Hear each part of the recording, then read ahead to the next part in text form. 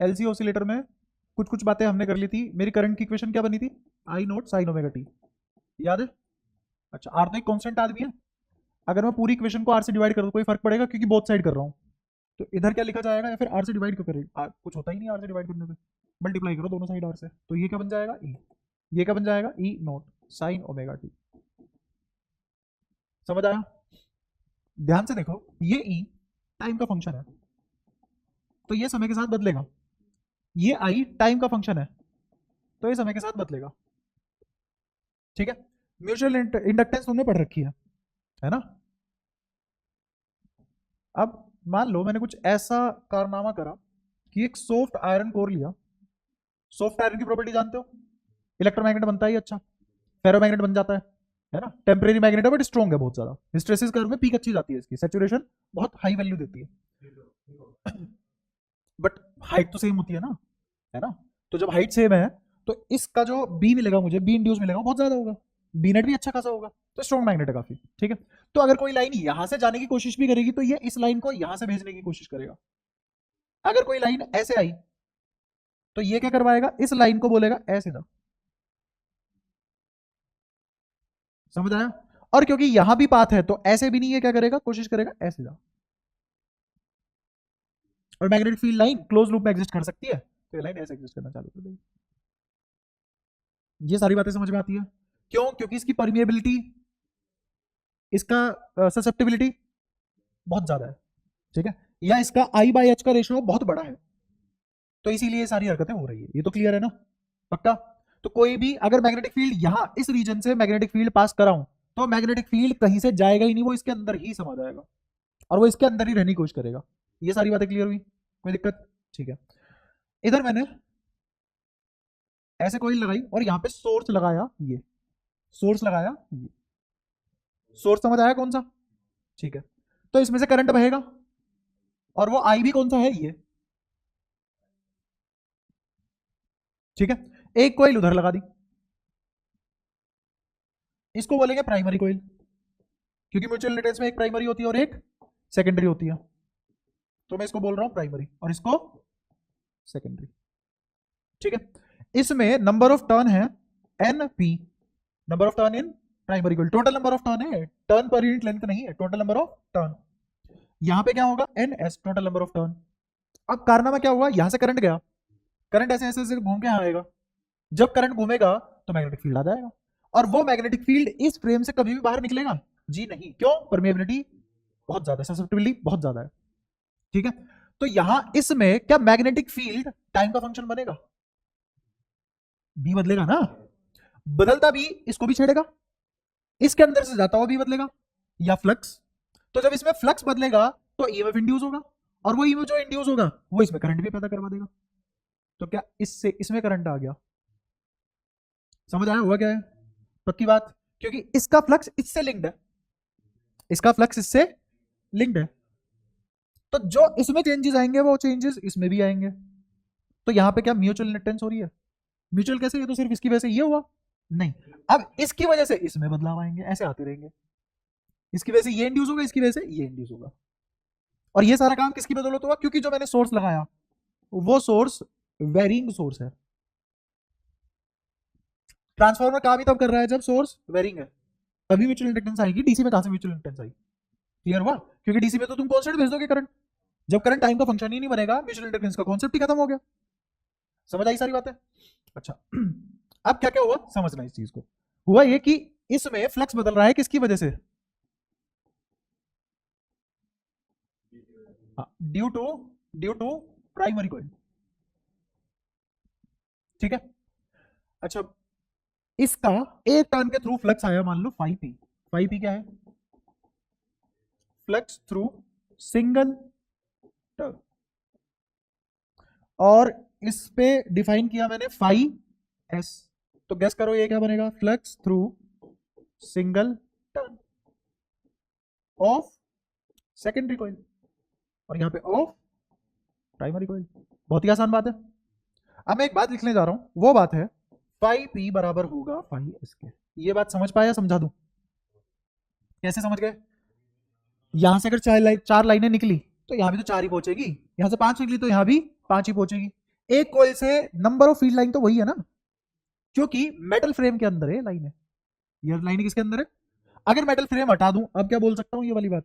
ना, अब नहीं बोल पाएंगे, क्योंकि अब लाइनें स्पेस में आ जाएंगी, और जितनी लाइनें इसके अंदर से गई जरूरी है उतनी लाइनें इसके अंदर से जाए, क्योंकि मैंने यहाँ पे परमिएबिलिटी बहुत ज्यादा रखी है इस मटेरियल की, सॉफ्ट आयरन कोर है, तो अब लाइनें सारी सॉफ्ट आयरन कोर के अंदर रहेंगी, और वही सॉफ्ट आयरन कोर इसके अंदर से भी जा रहा है, इसके अंदर से भी जा रहा है, तो नंबर ऑफ फील्ड लाइन भी नहीं बदलेगी, तो नंबर ऑफ फील्ड लाइन नहीं बदली तो एक कॉइल से कितनी लाइनें गई हैं वो बदलेगी नहीं, चाहे वो प्राइमरी हो चाहे वो सेकेंडरी हो। ये मुद्दा क्लियर हुआ?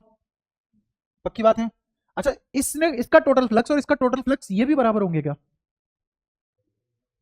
टोटल फ्लक्स बराबर नहीं होंगे, नंबर ऑफ टर्न अलग अलग है, ये क्यों बराबर होंगे? समझ गए? तो ये तो बराबर है, इसको मैं नाम दे देता हूं फाई का, क्या नाम दे दिया? फाई का। बोल सकते हैं ऐसा भाई जब दोनों बराबर है कोई एक नाम दे दो फाई। अच्छा, अब इसमें इंडक्टेंस देखते हैं, ठीक है? सबसे पहले तो चलो वो भी सब सब बातें छोड़ो, ज्यादा कॉम्प्लेक्स नहीं करते, फटाफट निकलते हैं इसको करके। ये प्राइमरी इंड्यूस्ड ईएमएफ है ना? ये जो प्राइमरी इंड्यूस्ड ईएमएफ लिखा हुआ है ये किसके बराबर होता है? D phi by D T, D phi by D T. तो टोटल फ्लक्स कितना होगा? प्राइमरी है तो एन पी फाई, ये टोटल फ्लक्स है, क्या यही होगा? एन पी कॉन्स्टेंट है बाहर, अंदर बचा D phi by D T, क्या यहां माइनस आएगा, यहां माइनस आएगा, यही भी, क्योंकि मुझे नहीं पता, मैं ज्यादा उसमें इन्वॉल्व नहीं होना चाहता, इमेजिनेशन में मैथमेटिकली लगा देंगे, कोई दिक्कत नहीं है। ये ईपी आ चुका है, ऐसे ही ईएस भी आता होगा, आएगा। अच्छा, ये जो फाई है ये एक टर्न के लिए है फ्लक्स, और ये टोटल फ्लक्स है, ये क्या है? टोटल, भाई एक पे फाई है तो इस पे टोटल कितना होगा? एनपी फाई, इस पे टोटल कितना होगा? NS phi. अब मैं निकालना चाहता हूं कुछ अच्छी चीज, मैं निकालना चाहता हूं सेकेंडरी कोइल और प्राइमरी कोइल में जो ईएमएफ इंड्यूस हुआ है उसका रेशो क्या होगा, तो मैं डायरेक्ट लिख रहा हूं माइनस एनपी बाहर, इसके लिए तो एनएस बाहर आएगा, खैर D phi by D T upon में minus NP D phi by D T, कोई दिक्कत? अच्छा, ये जो ट्रांसफॉर्मर है अगर मैं आइडियल ट्रांसफॉर्मर, अब पढ़ेंगे तो आइडियल ही ना, प्रैक्टिकल तो वैसे भी नहीं पढ़ पाएंगे अभी हम, इतनी ज्ञानवर्धक बातें है ही नहीं हमारे जहन में। आइडियल ट्रांसफॉर्मर, आइडियल ट्रांसफॉर्मर में हम एक चीज एज्यूम कर सकते हैं, होती है वैसे भी सच नहीं है बट एज्यूम कर रहे हैं, assume power in primary is equal to power in secondary.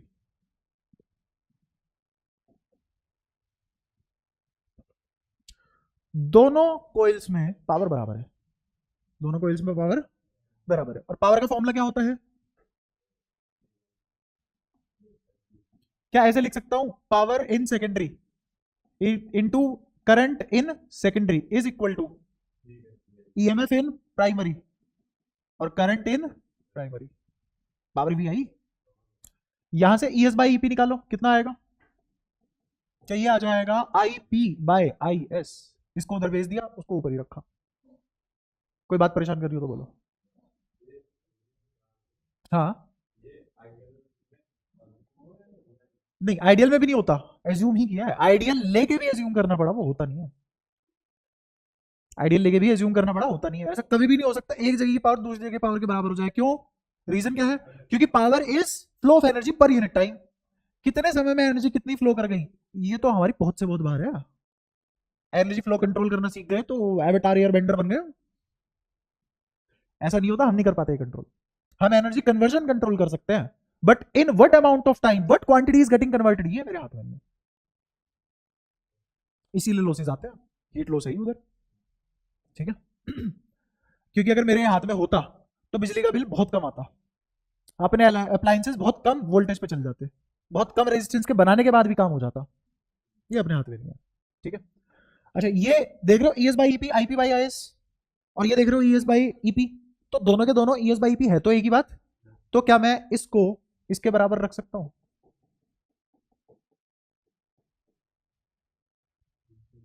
समझ आया? अच्छा, ये माइनस से माइनस और D phi by D T से D phi by D T तो कट ही जाएगा, तो क्या बचे? N S upon N P. तो मेरे पास एक बढ़िया चीज आ गई, क्या? E S by E P बराबर N S by N P बराबर I P by I S, और इन सभी रेशो को हमने नाम दिया के, इन सभी रेशो को हमने क्या नाम दिया? के। कोई परेशानी? किस के को बोला मैंने? Transformation ratio. सीखते रहना। के क्या है? Transformation ratio. अब दो बातें होंगी, या तो के की वैल्यू 1 से बड़ी होगी या के की वैल्यू 1 से छोटी होगी, है ना? तो फिर लेते हैं थोड़ा सा, अगर मेरी के की वैल्यू 1 से बड़ी होगी तो के की वैल्यू 1 से बड़ी होने के बाद क्या क्या होगा, सुनना ध्यान से। ई एस बराबर होगा के ईपी, या फिर वैसे भी सोचो कि अगर ई एस बाई ईपी 1 से बड़ा आया तो ई एस बड़ा रहा होगा, न्यूमरेटर बड़ा रहा होगा डिनोमिनेटर से, तभी 1 से बड़ा आ सकता है नंबर। 1 से बड़ा क्यों आ जाएगा? 1 कब आता? जब दोनों बराबर होते हैं। 1 से छोटा कब आता? जब डिनोमिनेटर बड़ा हो जाता। तो इसका मतलब सीधा सीधा ये समझ आता है मेरे को, ई एस बड़ा होगा ईपी से, मतलब मैंने number of turn in secondary ज्यादा रखे होंगे नंबर ऑफ प्राइमरी से, तभी ये पॉसिबल है। और नंबर ऑफ टर्न मेरे हाथ में है क्योंकि कंस्ट्रक्शन मैं कर रहा हूं, नंबर ऑफ टर्न मेरे हाथ में है। समझ आया? तो इसका मतलब के में कंट्रोल कर सकता हूं, के में कंट्रोल कर सकता हूं। अच्छा, लेकिन आई पी छोटा हो जाएगा आई एस से। ऐसा सही लिखा है मैंने? नहीं, आईपी बड़ा ही रहेगा ना, क्योंकि इसमें आईपी ऊपर आ रहा है, बस यही चीज ध्यान रखनी है। करंट में उल्टा हो जाता है खेल, करंट में खेल उल्टा हो जाता है, ये चीज समझ में आती है? क्या मैंने करंट घटा दिया है? मैंने करंट घटा दिया है, समझ आ रही है बातें? करंट घटा दिया और पोटेंशियल बढ़ा दी, पावर तो सेम रहनी है। तो पावर सेम रखने में तुम कह रहे हो कि मैं एक चीज बढ़ा रहा हूं दूसरी चीज अपने आप घटेगी, तभी तो फिक्स रहेगी। वही हो रहा है, नहीं? क्या बात है इसमें? समझ पाए हो? ऐसे ट्रांसफॉर्मर को बोला जाता है स्टेप अप, याद रहेगा? वो ट्रांसफॉर्मर जिसमें करंट घटा देते हैं वो स्टेप अप है, ऐसे याद रखो। वो ट्रांसफॉर्मर जिसमें करंट घटा देते हैं इस स्टेप अप। करंट घटा रहे हैं तो स्टेप अप, करंट घटा रहे हैं तो स्टेप अप। अच्छा, ऐसे ही अगर सिमिलरली मेरा के 1 से छोटा हो जाता है तो ई एस छोटा हो जाएगा ईपी से, एन एस छोटा हो जाएगा एनपी से। इसका मतलब प्राइमरी में कोई में ज्यादा टर्न रखे हैं मैंने। अच्छा, ऐसे ही मेरा आई पी छोटा हो जाएगा आई एस से, और ये कहलाएगा step down. Step down transformer में करंट बढ़ा देते हैं। अगर मैंने कोई ऐसा ट्रांसफॉर्मर डिजाइन किया है जिसमें करंट की वैल्यू बढ़ा रहा हूं मैं और पोटेंशियल घटा रहा हूं, तो स्टेप डाउन है वो। तो ट्रांसफॉर्मर दो तरीके से बनाए जा सकते हैं, एक स्टेप अप और एक step down. Step up transformer क्या करता है? करंट की वैल्यू घटा देता है। स्टेप डाउन करंट की वैल्यू बढ़ा देता है। समझ आया? तो स्टेप अप क्या करता है? आई को डिक्रीज करता है, और स्टेप डाउन आई को इंक्रीज करता है। ये सब बताऊंगा। अब पूरा मामला इस बात पे टिका हुआ है, क्यों ऐसा खिलवाड़ करना है, क्या मचिए मुझे ये सब करना क्यों है? इंपॉर्टेंट सवाल है, क्यों किया भाई साहब ये? क्या? हाँ, 1 के भी इक्वल रख सकते हैं हम इसको, 1 के भी इक्वल रख सकते हैं। तो करंट और पोटेंशियल दोनों बराबर हो जाएंगे, करंट और पोटेंशियल दोनों बराबर हो जाएंगे। बट इसका रीजन है ये सब करने का, वो रीजन समझ में आती तुम्हें पता लग जाएगा। 1 करने का कोई फायदा नहीं है, कर सकते हैं 1। भाई मेरे हाथ में नंबर ऑफ टर्न बराबर रख दो। तुमने माना है ना एक टर्न पे फ्लक्स बराबर है, एक टर्न पे दोनों का फ्लक्स बराबर है।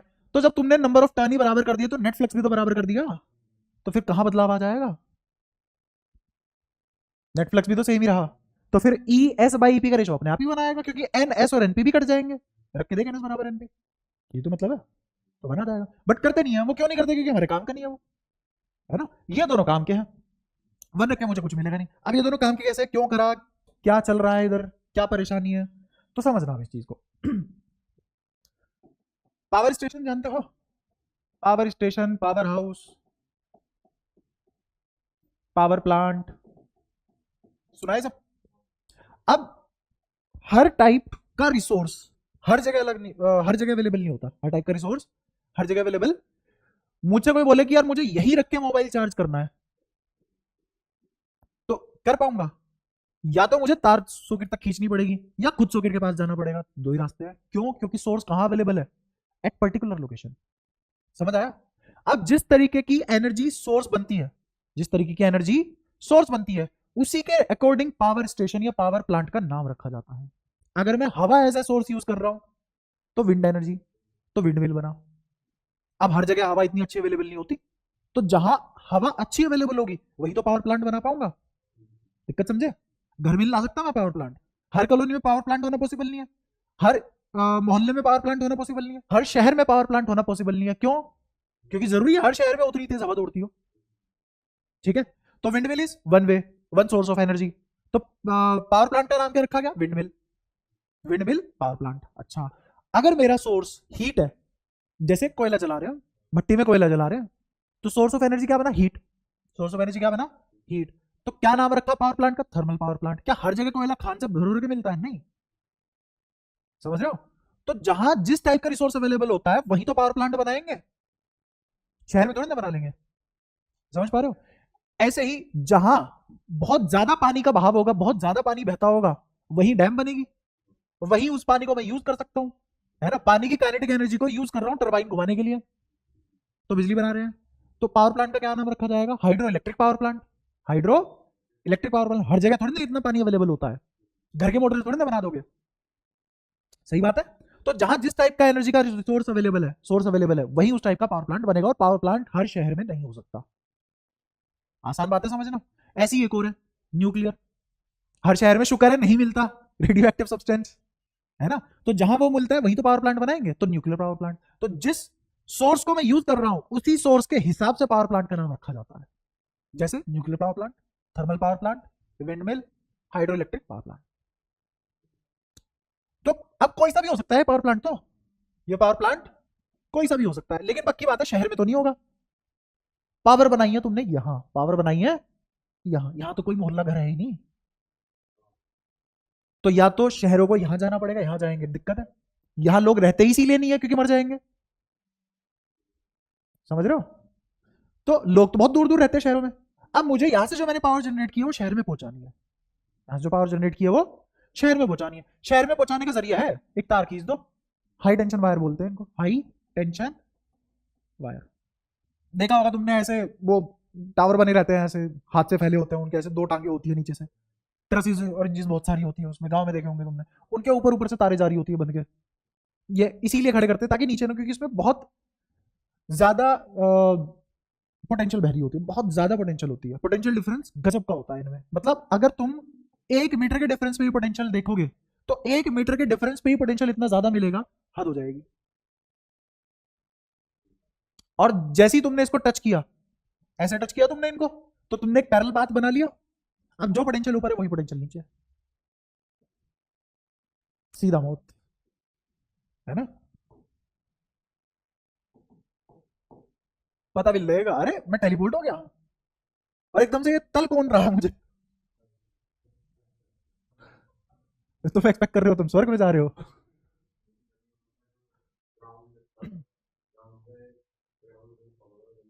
हाँ, तो इसीलिए तो ग्राउंड से बहुत ऊपर रखते हैं। क्यों नहीं होगा? क्यों नहीं होगा? हाँ, बोल बोल। अब बर्ड बर्ड का तो कॉन्सेप्ट है क्योंकि उनके हाथ ऐसे जकड़े हुए होते हैं, वो चाह के भी एक हाथ आगे एक हाथ पीछे नहीं कर सकते, चाह के भी नहीं कर सकते। उनके अगर पैर टिकेंगे तो दोनों सेम मोमेंट पे टिकेंगे, because of geometry and body structure. तुम्हारे बस की है दोनों हाथों से एक साथ पकड़ना, बीच में टाइम लगाएगा, बीच में टाइम लगाएगा। हाँ, और करंट यहाँ पे फंक्शन ऑफ टाइम है, तो तुम्हें दोनों इस तरीके से पकड़ने पड़ेंगे कि वो टाइम का फंक्शन ना बन पाए। मजा नहीं आ जाएगा? इतने रिफ्लेक्स नहीं है तुम्हारे, तुम दोनों हाथ 1/60 सेकंड पे नहीं रख सकते। अगर तुम्हें इसका थोड़ा सा आइडिया लेना है, तो कुछ गेम्स होते हैं जिनमें जस्ट फ्रेम वाले मूव्स होते हैं, कुछ गेम होते हैं जिसमें जस्ट फ्रेम वाले मूव्स होते हैं। जस्ट फ्रेम मतलब 15 फ्रेम, जैसे एक फ्रेम का मतलब होता है 1/60 सेकंड, 1 फ्रेम इज 1/60 सेकंड। कोई मूव है, तुम्हें 15 फ्रेम का है वो, तुम्हें वो एग्जीक्यूट करना है, तुम्हें वो एग्जीक्यूट करना है। तो तुम्हें कीबोर्ड के मान लो 3 बटन एक साथ साइमल्टेनियसली प्रेस करने हैं, तो तुम्हें लगेगा यार मैं एक साथ प्रेस कर रहा हूं 3 बटन, फिर भी ये मूव तो नहीं परफॉर्म हो पा रहा। इनको बोलते हैं जस्ट फ्रेम मूव।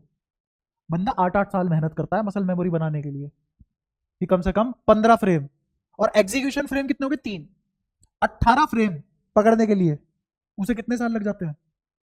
8-10 साल मसल मेमोरी बनाने के लिए। ये होगा था हमारी टाइम फ्रेम में। तो तुम कैसे दोनों वायर एक साथ पकड़ सकते हो? चिड़िया की तो ज्योमेट्री वही है, उसके पास ऑप्शन ही नहीं है। अगर वो उधर देखते हो आंख बंद करके, मतलब ऐसे सबकॉन्शियसली या अनकॉन्शियसली भी बैठ जाए तार पे, तो उसके दोनों पैर एक साथ ही पड़ेंगे, क्योंकि उसका स्ट्रक्चर ही वैसा है ना? उसके लिम्स ऐसे नहीं है कि वो एक हाथ ऐसे आगे कर ले, ऐसे नहीं है उसके लिम्स, और ऐसे भी नहीं है उसके लिम्स ऊपर नीचे ऐसे मूव कर ले, नहीं। लेंथ भी सेम है और पोस्चर भी फिक्स है, तो वो एक साथ पकड़ सकती है, वो तुम नहीं कर सकते। One of the more reason you can become bird. तो अब मैं तुम्हें खामखा में टाइम वेस्ट करके ये समझा चुका हूं कि तुम दोनों हाथों से एक साथ वायर नहीं पकड़ सकते। कोई तो एक फ्रेम का भी लैग आ गया, बूंद देखो, उतना ही बहुत है। समझ पा रहे हो? तो जैसे ही वो टाइम गायब कर देते हैं यहां से, तो उसके एक पैर से दूसरे पैर में पोटेंशियल बराबर हो जाती है, तो पोटेंशियल डिफरेंस ही नहीं है, पोटेंशियल डिफरेंस जीरो आ चुका है, इसलिए वो बचती है। ठीक है। अच्छा, तो ये हाई टेंशन वायर समझ में आया कौन सी वाली वायर है? इमेजिन हो गई अब तुम्हारे दिमाग में किस वायर की बात कर रहा हूं, जो जमीन से 20 मीटर ऊपर होकर चलती है। ठीक है, ट्रांसमिशन लाइन भी बोलते हैं इनको। ये 500 किलोमीटर लंबी है। तो अगर मैं पावर लॉस निकालूं, वो होता है आई स्क्वायर आर। आर होता है rho L by A. Length तुमने अपने हाथों से 500 किलोमीटर रख दिया है। एरिया ऑफ क्रॉस सेक्शन ऐसा तो नहीं है बहुत मोटी वायर ले ली, मीटर में रख दिया गेज। दिखा, हाई टेंशन बना के दिखा दो फिर तुम, है ना, पॉसिबल नहीं है। तो एरिया ऑफ क्रॉस सेक्शन करना है मुझे कम, तो रेजिस्टेंस सोचो कितना बढ़ जाएगा, तो सारी की सारी पावर लॉस हो जाएगी। भीजी क्यों थी? इसको कम करने का एक ही रास्ता है मेरे पास। अगर तुम आर को बढ़ा रहे हो और तुम्हें पावर लॉस एम्बियंट रखना है, ठीक ठाक रखना है, कंपेरेबल रखना है, तो आई को बहुत ज्यादा बढ़ाओ, अगर सॉरी घटाओ।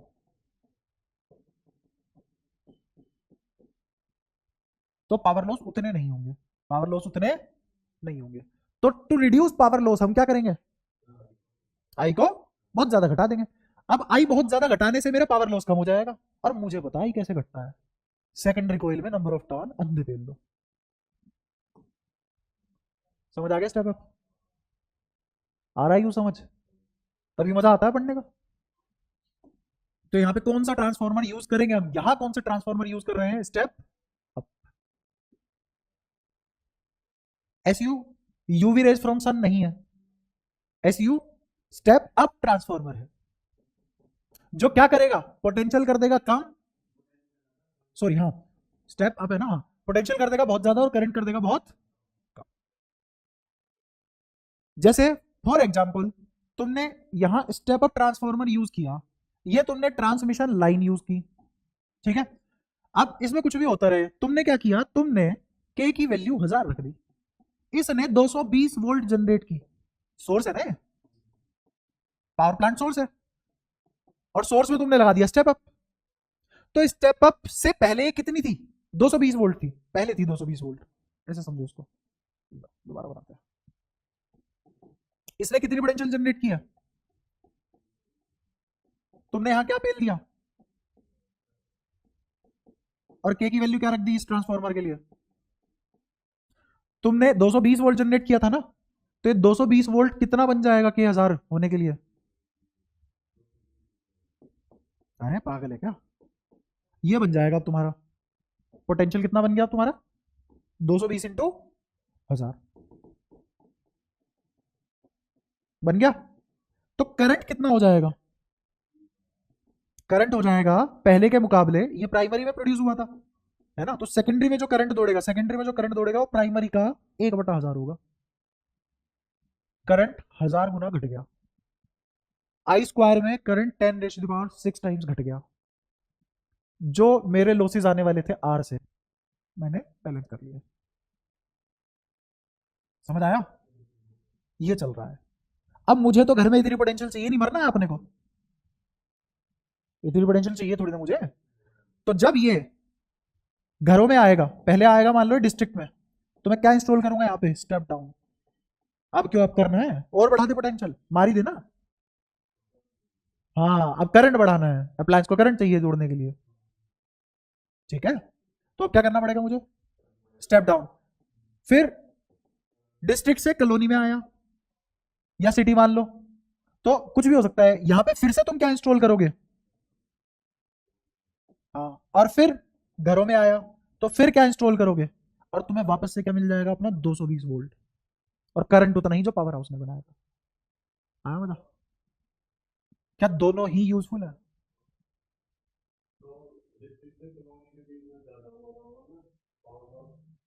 हाँ, पर हाँ वायर लेंथ कम है ना, पास है चीज। पावर लॉस तो इनएविटेबल है, उसको तुम बचा नहीं सकते, हाँ कम कर सकते हो, बट अगर जितना पावर लॉस ये था, अगर उतना ही पावर लॉस रहता तो बिजली पहुंचती ही नहीं कभी। क्यों नहीं पहुंचती? क्योंकि करंट की वैल्यू तुमने बड़ी रख रखी है, उसका स्क्वायर हो रहा है, और रेडियस तो तुमने अपरंपार कर ही रखा है, रेडियस कह रहा हूं सॉरी, ये रेजिस्टेंस।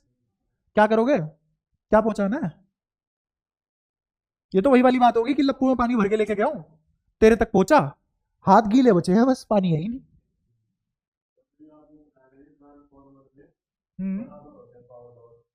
ट्रांसफॉर्मर में पावर लॉस बराबर होते हैं,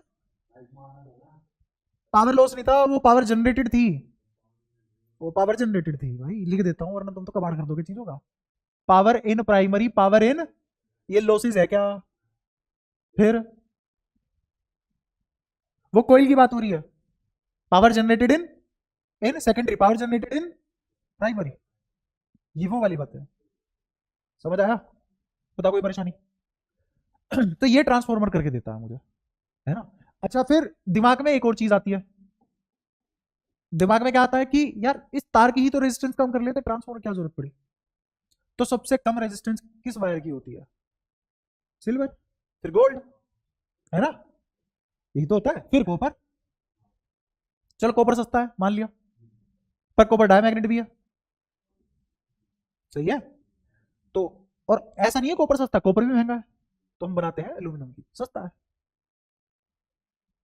है ना। बट अगर हम गोल्ड की वायर बना दे, हाँ आ गया आंसर, खुद दे दिया इसने। The reason we don't use gold wire is, बिजली चाहिए ही नहीं फिर लोगों को, फिर तो तार ही चाहिए, फिर हर घर क्या पहुंचेगी? तार के टुकड़े। हाँ। हम्म हम्म हम्म हम्म, हाँ, तो तभी तो ऐसे लकड़ी से बहुत दूर होके डालते हैं चोरी करने के लिए, तभी ऐसे हाथ से फेंक के नहीं मारते, ले ये थोड़ी ना करते हैं वो। और वैसे भी उस वायर में करंट ज्यादा है, पोटेंशियल तो कम है, तो करंट फ्लो करने के लिए पोटेंशियल ज्यादा बड़ा रीजन होता है। तो तुम्हारे घरों में तार आ रही है, उसमें तो इतना बड़ा पोटेंशियल डिफरेंस नहीं है ना, अभी होगा 2000 वोल्ट का होगा, तुम्हारे घर आना है 220 वोल्ट, तो मीटर से जो तार आती है, तुम्हें जो इन तारों से करंट लगता है वो उतना भयंकर क्यों नहीं होता? मतलब भयंकर होता है ऑब्वियसली, मारने को तो ये भी मार देगा तुम्हें, बट फिर भी उतना भयंकर नहीं होता है, ऐसा नहीं है सीधा इवेपोरेट कर दे तुम्हें। क्यों? क्योंकि तुम्हारे और इस वायर के बीच जो पोटेंशियल डिफरेंस है वो 220 वोल्ट का है, बट जो ट्रांसमिशन लाइन में पोटेंशियल डिफरेंस रखा गया है तुम्हारे और वायर के बीच वो इतना है, दुनिया का सारा करंट तुम्हारे अंदर समाएगा, यहां पे सिर्फ 220 वोल्ट डिफरेंस के हिसाब से करंट तुम्हारे अंदर जाएगा, तो घरों में पोटेंशियल डिफरेंस उतना क्रिएट नहीं हो पाता जो ट्रांसमिशन लाइन में क्रिएट होता है। और इसीलिए ट्रांसमिशन लाइन कहां भेजी जाती है? 20 मीटर ऊपर, क्योंकि इंसुलेटिंग करने के बाद भी, इसको इंसुलेशन कर भी दिया अगर मैंने, तो ये हवा में ही बाहर आ जाएगा करंट। जी, नहीं वो ऐसा नहीं है, हर चीज का रीजन यही है, इसे एक चीज पढ़ा दे दुनिया में, हर चीज का रीजन वही रख देता है ये, यार 100 चीजें होती है वो तो। जैसे मान लो अगर ये वायर है, इस वायर के पास तुम अपना हाथ यहाँ रख दोगे, तुमने रबर का दस्ताना पहना हुआ है, ठीक है, और वो रबर भी मोटी है, काफी ज्यादा मोटी है, बढ़िया इंसुलेटर है तुम्हारे पास, हाथ में पहना हुआ है, तुम इसके पास हाथ लेके जाओगे, यहां से यहां तुम्हें फिजिकली दिखेगी जाती हुई बिजली। क्यों? क्योंकि तुम्हारा पोटेंशियल डिफरेंस है शून्य, उसका पोटेंशियल डिफरेंस है लगभग इतना, ये हवा को क्या करना शुरू कर देगा, तुम खुद देखो ना, ये ऑलमोस्ट 10⁻⁶ का फैक्टर है, 3 डिजिट यहाँ 3 डिजिट यहाँ, और 10⁻⁶ वोल्ट पे एयर आयोनाइज होना शुरू हो जाती है, बताया था पहले भी, एयर आयोनाइज होना शुरू हो जाती है, ये वो वाला काम हो जाएगा फिर, it has capability to ionise air, और इसे एक जरा सा भी मीडियम मिल गया, हीमोग्लोबिन, तुम्हारा हीमोग्लोबिन में आयरन होता है ना, बढ़िया आयरन होता है, अगर वो आयरन के कतरे इसको मिल गए, छाट देगा, समझ गए? ये इसलिए 20 मीटर ऊपर से भेजी जाती है सर के, ठीक है। स्टेप डाउन स्टेप अप अच्छे से समझ में आ गया, वर्किंग भी समझ में आ गई ट्रांसफॉर्मर की कैसे काम कर रहा है। अच्छा, इसमें जो इसमें ईएमएफ जनरेट हुआ है ईपी, और जो इसमें ईएमएफ जनरेट हुआ है ईएस, तो ईपी और ईएस में पाई का फेज लैग होता है,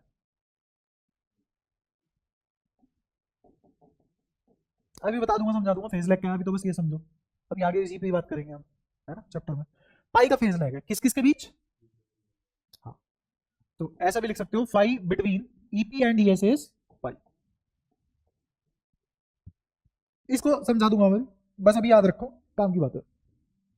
ठीक है, यहां तक बताओ, कोई दिक्कत कर लो, कोई समझ आती है सारी बातें? अब मैंने कहा था कि जो ये वाली हरकत थी, assumption थी महज, ये महज assumption थी। अब एफिशिएंसी पे आ जाते हैं। एफिशिएंसी तुम्हें पता है, दुनिया की किसी भी चीज की एफिशिएंसी क्या लिखी जाती है? कितना आउटपुट है, कितना इनपुट देने के बाद। सिंबल ये है एफिशिएंसी का, और एफिशिएंसी हम परसेंटेज में निकालना पसंद करते हैं। ये क्या हो जाएगा? पावर जो मुझे बाहर मिली, पावर जो मैंने अंदर दी, इनपुट आउटपुट का रेशो इनटू 100%। पावर आउटपुट था क्या? ईएस आईएस, इनपुट क्या था? EP IP into 100%। किसी ट्रांसफॉर्मर की अगर एफिशिएंसी 50% है तो ये बहुत एक्सीलेंट वैल्यू है। सोचो 50% एफिशिएंसी रखने वाला ट्रांसफॉर्मर भी, अरे वाह भगवान, सोचो कितने खतरनाक पावर लॉस है। अब सिर्फ दो ही पावर लॉस का नाम लिखवाऊंगा, तो 36 हो सकते हैं, लेकिन वो 36 का मेन रीजन ये दो ही होते हैं। वही अपनी बात कहने के 100 तरीके रख दिए मार्केट में, 100 पॉइंट बन गए, फंडामेंटल बात तो दो ही है, वही दो बता रहा हूं। सबसे पहला एडी करंट। मुझे बताओ, इसमें I as a function of time गया है ना अंदर। अगर I as a function of time गया है तो मेरा electric field non conservative nature का जनरेट हो जाएगा, और ये एग्जिस्ट करता है क्लोज लूप में, एग्जिस्ट इन लूप। लूप तो कहीं भी बन सकता है, स्पेस में भी बन जाएगा। उस स्पेस को अगर कंडक्टर प्रोवाइड कर दिया तो करंट बन जाएगा, और वो करंट कैसा होगा? Eddy current. ये सारी बातें 1 करोड़ बार हो चुकी है हमारी, ठीक है। अब ये ट्रांसफॉर्मर बना दिया मैंने, ये बन गया ट्रांसफॉर्मर। इस ट्रांसफॉर्मर में एक वॉल्यूम है, 2D नहीं होता ट्रांसफॉर्मर, 3D होता है। तो ऐसे ये बाहर निकला होगा 3D, ठीक है। एक्चुअल में एक ऐसे क्यूब है जो अंदर से खाली है, और जिसपे मैंने ऐसे कोइल्स लपेटी हुई है। मतलब आ रहा है समझ? तो इसका तो सरफेस एरिया बहुत ज्यादा है, अंदर भी एरिया है, बाहर भी एरिया है, वॉल्यूम खुद एक एरिया है, वॉल्यूम खुद एक एरिया है ना। तो ये क्या जनरेट कर रहा है? इफ प्रोवाइडेड कंडक्टिंग पाथ, तो क्या बना लेगा ये? एडी करंट बना लेगा। अब ये एडी करंट कैसे हो सकता है? एडी करंट ऐसे भी हो सकता है, मान लो ट्रांसफॉर्मर की ऊपर वाली सतह है, ऐसे रिंग की फॉर्म में बाहर फैलता हुआ, ऐसे ऐसे, फिर इस कोने से स्टार्ट हो गया फैलना, ऐसे ऐसे ऐसे, रेंडम है ये तो, ठीक है। अच्छा, फिर और क्या होगा? नीचे की तरफ भी जो ये अंदर वॉल्यूम है, जिसको तुम देख नहीं पा रहे हो इस स्पेस को, उसमें भी गोले गोले बनाना शुरू कर देगा, बीमारी की तरफ फैल जाएगा पूरे में। और अगर तुम अंदर का भी बाहर का भी और सारा एरिया मिला लो, बहुत ज्यादा एरिया है, तो हर जगह कंडक्टिंग पाथ मिल रहा है उसे, हर जगह कंडक्टिंग पाथ मिल रहा है। और मान लो तुमने इसको काट दिया, जैसे इस वायर में एडी करंट बह रहा है, समझना दिक्कत क्या है। इस वायर में मान लो एडी करंट बह रहा है, तो तुम एडी करंट को खत्म करना चाह रहे हो, तो तुम क्या कर दो? वायर ब्रेक कर दो। कर दी वायर ब्रेक। अगर मेरे आर्म करंट होता, कन्वेंशनल करंट होता, तो अब करंट फ्लो रुक जाता, सर्किट ओपन हो जाता, क्योंकि एडी करंट है, क्रॉस सेक्शन के लोग बनना शुरू कर जाएगा। तो एडी करंट को तुम जीरो नहीं बना सकते, अगर एक बार आ गया जीरो नहीं कर सकते। जब जब मेरा करंट समय का फंक्शन बनेगा, तब तब एडी करंट कभी भी जीरो नहीं होगा।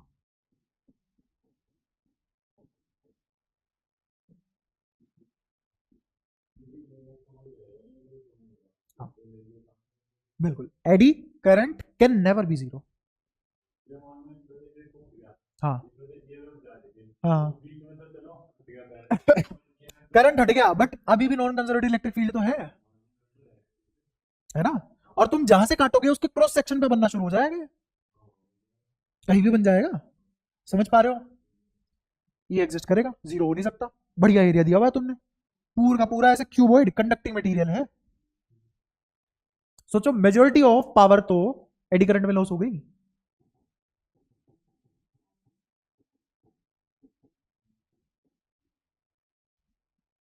कितना भयंकर लॉस है अपने आप में ही। समझ पाए? अब हीट ज्यादा प्रोड्यूस होगी, अब हीट ज्यादा प्रोड्यूस होगी, क्योंकि मेरा करंट कंज्यूम होने की बजाय गोले बनाने लग गया, है ना। तो इनपुट आउटपुट खेल ही खत्म है यहाँ। इनपुट ले रहा है, गोले बना रहा है, इनपुट ले रहा है, गोले बना रहा है, बढ़िया स्क्रिबल आर्ट चल रही है ना। ट्रांसफॉर्मर की बना दी इसने डायल।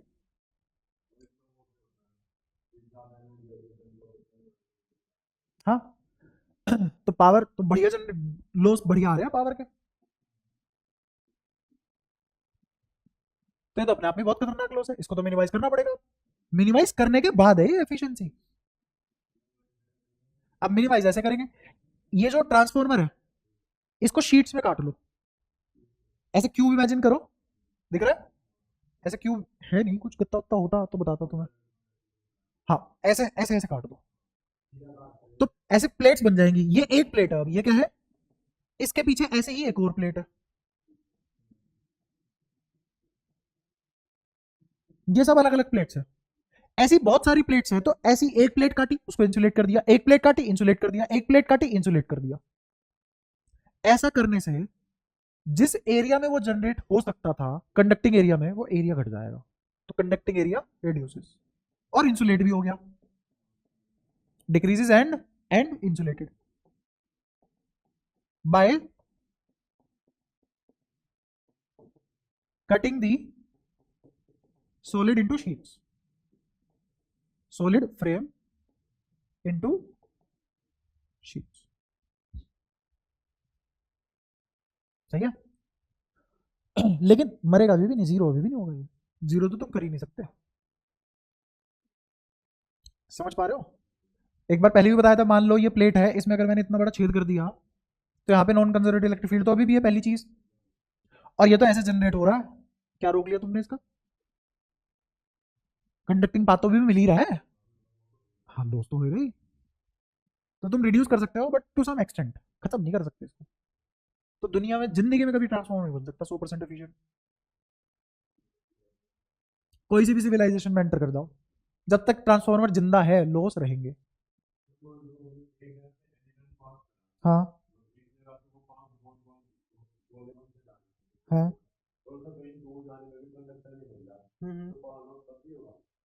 दूर जाने पे भी कंडक्टर नहीं मिल रहा मतलब,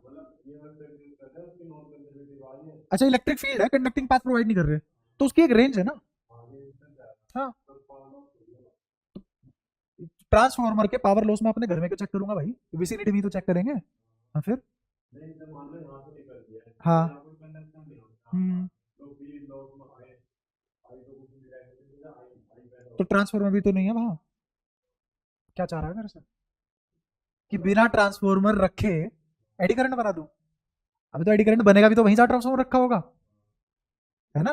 और तू कह रहा है वहां से ट्रांसफॉर्मर गायब कर दो, आप बताओ एडी करंट जीरो नहीं हो गया, अरे तो ट्रांसफॉर्मर भी तो नहीं बचा। ट्रांसफॉर्मर रखा हुआ है, नॉन कंजर्वेटिव है इलेक्ट्रिक फील्ड, कितनी दूर तक जाएंगी बाहर, कितनी दूर तक, इंटेंसिटी बता मेरे को, इंटेंसिटी कितनी हो जाएगी, 2 मीटर दूर चला जाए इंटेंसिटी कितनी मिल जाएगी तुझे, ऑलमोस्ट जीरो हो जाएगी ना। फिर आई बात समझ, तो ऐसे थोड़ी ना है, फैलेगी इन्फिनिटी तक, मैग्नेटिक फील्ड भी कहां तक फैलती है, बट तुम तो सेंटर पे निकालते हो, क्यों निकालते हो सेंटर पे, क्योंकि इस्तेमाल होने लायक फील्ड वही मिलता है। कैपेसिटर क्यों ऐसे ऐसे बॉब द बिल्डर का ऐसे लोहे का स्फीयर रख देते हैं, कैपेसिटर तो वो भी है, पर क्यों यूज नहीं कर रहे उसको, क्योंकि इनफाइनाइट स्पेस में एनर्जी स्टोर कर रहे हैं, एनर्जी डेंसिटी जीरो है, तो खेल एनर्जी डेंसिटी का भी तो है ना। अब आया समझ, ठीक है एक तो एडी लॉस हो गया, समझ आया एडी लॉस क्या चीज है, रहेगा ही रहेगा। एक और लॉस है हिस्ट्रेसिस, इसलिए अच्छे से पढ़ाया था, इसको बोलते हैं एडी कर एडी लॉस। एडी लॉस मतलब एनर्जी ही लूज हुई है मेरी, तो पावर ही लूज हुई है, तो पावर डिसिपेट हो गई, किसकी फॉर्म में, हीट की फॉर्म में। पावर लॉस का मतलब लिख देता हूं तुम्हारे लिए कहीं किसी कोने में, पी लॉस मतलब heat dissipation, heat dissipation rate.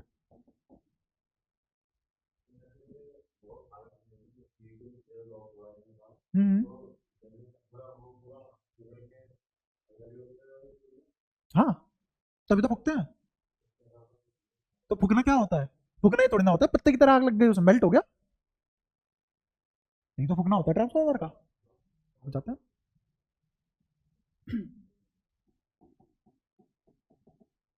इसमें मैंने तुम्हें बताया था कि एरिया अंडर कर्व पर साइकिल, फिर और पर साइकिल पर यूनिट वॉल्यूम।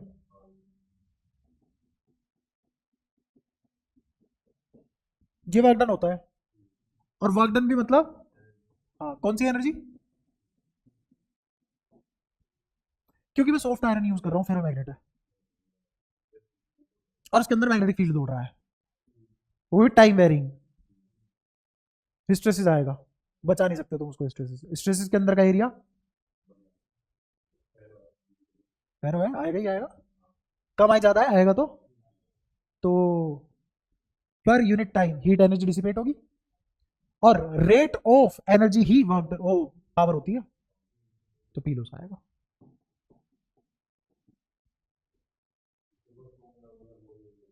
इससे सब है, तुम्हारे यहाँ नहीं है, सब है। तुमने कौन से ट्रांसफॉर्मर कुछ पढ़ा है? कुछ भी नहीं पढ़ा। सब्जेक्ट है अपने आप में है पूरा, तमीज वो पढ़ के देखो।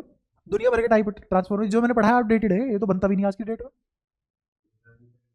हाँ, स्टेप अप स्टेप डाउन तो बनते ही बनते हैं, वो तो कॉन्सेप्ट है। Step up step down transformer के नाम रखे होंगे बेसिस ऑफ कॉन्सेप्ट। कॉन्सेप्ट थोड़ा ना बदल जाएगा, आर्किटेक्चर बदल जाएगा, इंजीनियरिंग बदल जाएगी।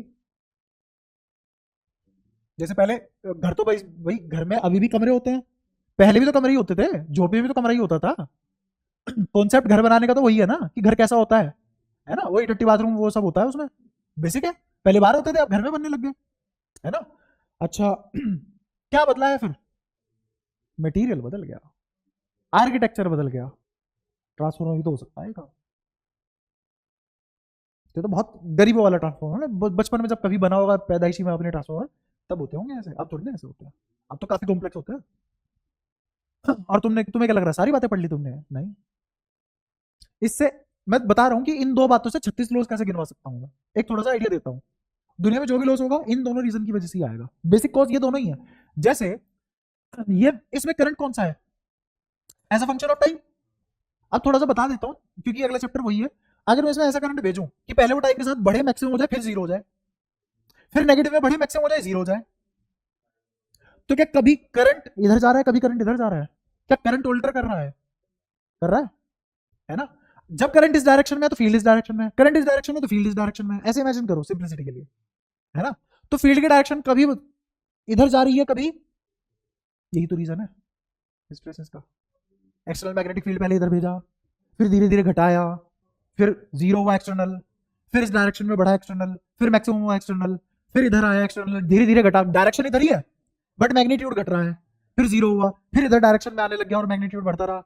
यही तो हो रहा है, तभी तो हिस्ट्रेसिस आया। हिस्ट्रेसिस आ ही नहीं सकता जब तक मैग्नेटाइज डीमैग्नेटाइज ना करे। तो कंटिन्यूअसली कंटिन्यूअसली मैग्नेटाइज डीमैग्नेटाइज हो रहा है, और जब ये कंटिन्यूअसली मैग्नेटाइज डीमैग्नेटाइज होगा, तो जब ये डीमैग्नेटाइज होगा रिपल्शन आएगी, क्योंकि वापस से अब अपने उसमें जा रहे हैं, अब इसमें मैग्नेटिक पावर कम हो रही है ना। और जब मैग्नेटाइज होगा तो अट्रैक्शन आएगी, आएगी। तो होगा क्या, सुनना होगा ये, ऐसे इमेजिन करो ये मेरे पास ये दो आयरन, ये एक आयरन फ्रेम है, ये एक आयरन फ्रेम की शीट है, इन दोनों को एक दूसरे के ऊपर असेंबल करवाया हुआ है। ऐसी इधर भी एक आयरन शीट है, इधर भी एक आयरन शीट है, इधर भी एक आयरन शीट है, इधर भी एक आयरन शीट है, ऐसी इधर भी एक आयरन शीट, इधर भी एक, ऐसे करके एक फ्रेम बना हुआ है, और इन दोनों के बीच में इंसुलेशन है। समझ रहे?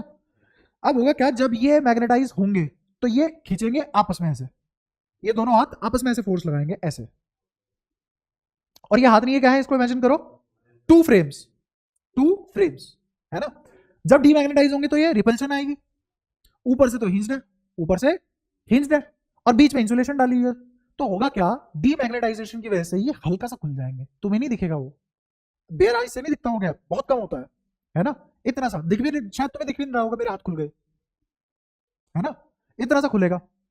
फिर दोबारा से क्या होगा, मैग्नेटाइज बंद हो जाएगा, फिर डीमैग्नेटाइज होगा, फिर मैग्नेटाइज होगा, ऐसा 1 सेकंड में 100 बार होगा, 1 सेकंड में 100 बार होगा। तो अगर मैं तुम्हें थोड़ा सा धीरे करके दिखाऊं तो ऐसे होगा, आवाज आई? आवाज आती है ट्रांसफॉर्मर से, क्लैपिंग आवाज होती है मेटल की, तो साउंड लॉस भी आ रहा है।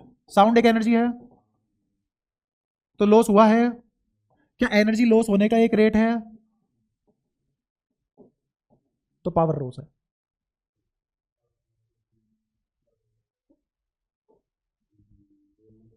हाँ, आती है ट्रांसफॉर्मर से। सोचो हमारे कान इस लेवल पे है ही नहीं कि हम ये बता पाए कि ये तालियां मार रहे हैं सब मिलके मेटल आपस में। ठीक है। नहीं, मैं एक सेकंड में 100 बार नहीं बजा सकता ना, सॉरी।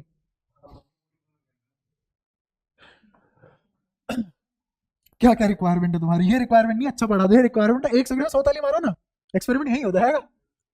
देखते घूम आती है, कट कट आती है। क्या? यहाँ नहीं पता लगा सकते ना तुम, एक सेकंड में 100 कहाँ पता लगेगा तुम्हें? तो ये था ट्रांसफॉर्मर। सारी की सारी बातें समझ आई? अब ये जो मैंने जिस टाइप का तुम्हें करंट बताया, एक बार इधर गया, एक बार इधर गया, एक बार इधर गया, तो ये वो सोर्स भी तो इसी लेवल का रहा होगा, है ना? तो अब मैं सोर्स के बारे में बात करता हूं। सोर्स ऑफ ट्रांसफॉर्मर क्या था?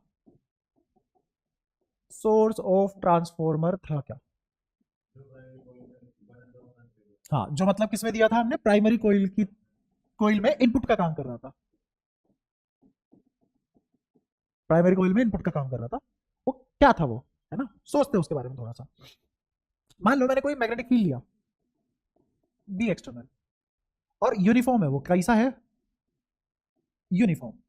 याद करो वो दिन जब मैंने तुम्हें पढ़ाया था कि एक यूनिफॉर्म मैग्नेटिक फील्ड में अगर कोई रख दूं, करंट कैरिंग कोई, तो उस पर टॉर्क लगता है। आ गया? अगर मैग्नेटिक फील्ड यूनिफॉर्म है, एक्सटर्नल है, और मैं एक कोइल रख दूं, मैं एक कोइल रख दूं, ठीक है? तो कोइल रखने के बाद तुम्हें बताया इस पर टॉर्क लगेगा, लगेगा लगेगा टॉर्क, है ना? जब इस पर टॉर्क लगेगा तो ये घूमेगी। अगेन बी यूनिफॉर्म है, जी हाँ। क्या यूनिफॉर्म भी इंडक्टिव इफेक्ट दिखाएगा? कैसे दिखा देगा? यूनिफॉर्म में टाइम का फंक्शन ही नहीं है। समझ आ रहा है? ठीक है। क्या इस कोइल का एरिया फिक्स है? एरिया फिक्स है। बी फिक्स है। बट गलती पता है क्या हो गई? टॉर्क लग गया। गलती क्या हुई? टॉर्क लग गया। अब अगर टॉर्क लग गया तो ओमेगा आ गया। टॉर्क लग गया तो अब घूमेगी ना, घूमेगी तो ओमेगा से। ये तो अच्छे से पढ़ रखा है ना हमने। तुम सारी एप्लीकेशन जानते हो, फोर्स कहाँ कैसे क्यों लग रहा है। इसीलिए याद है मैं तुम्हें पहली क्लास जब इलेक्ट्रोमैग्नेटिक इंडक्शन की ली थी, तो मैं तुम्हें इसमें बिना फैराडे की चीजें बता पा रहा था। यही रीजन था। फोर्स भी ऐसे ही लगाए थे हमने, याद करो, वी क्रॉस बी से। हाँ, तो जो एक्सल वाले फोर्स है वो तो गए, और जो ये वाले फोर्स है कपल पैदा करेंगे, तो इसकी वजह से टॉर्क आ जाएगा। तो क्या होगा यहाँ पे? टॉर्क एग्जिस्ट करेगा। किसके हिसाब से? इस भाई साहब के हिसाब से। इना मीना डी का याद है? याद आया? Torque, torque will apply. और अब मैंने जो मैग्नेट ली है वो ऐसी नहीं ली, तो अब जरूरी भी नहीं है। हाँ, अब दो वेरिएशन है। अच्छा, दूसरा लहजा सीखो इसका पढ़ने का। दूसरा लहजा ये है, मान लो ये है मेरी कोइल। अब कोइल तो सर्कुलर रेक्टेंगुलर कैसी भी हो सकती है। ये है कोइल, ठीक है? इस दीवार से इस दीवार पे यूनिफॉर्म मैग्नेटिक फील्ड जा रहा है। ये एरिया वेक्टर है, दिख रहा है? ये एरिया वेक्टर है। अभी पहले एरिया वेक्टर नहीं बता रहा, मैं कह रहा हूं कि इस दीवार से उस दीवार पे गया मैग्नेटिक फील्ड यूनिफॉर्म, इस पे क्या टॉर्क लगेगा फिलहाल इस ओरिएंटेशन में है ये? टॉर्क कितना लगेगा? Maximum minimum? जीरो टॉर्क लगेगा, क्योंकि टॉर्क देखते टाइम जो हम एंगल देखते हैं वो एरिया वेक्टर और मैग्नेटिक फील्ड के बीच का देखते हैं। तो मैग्नेटिक फील्ड किधर है? इधर। या तो एरिया वेक्टर इधर होगा, या एरिया वेक्टर इधर होगा। आ गया है याद? कितनी बार पढ़ रहा हूँ यार एक ही चीज, कभी तो अच्छा आंसर दिया करो।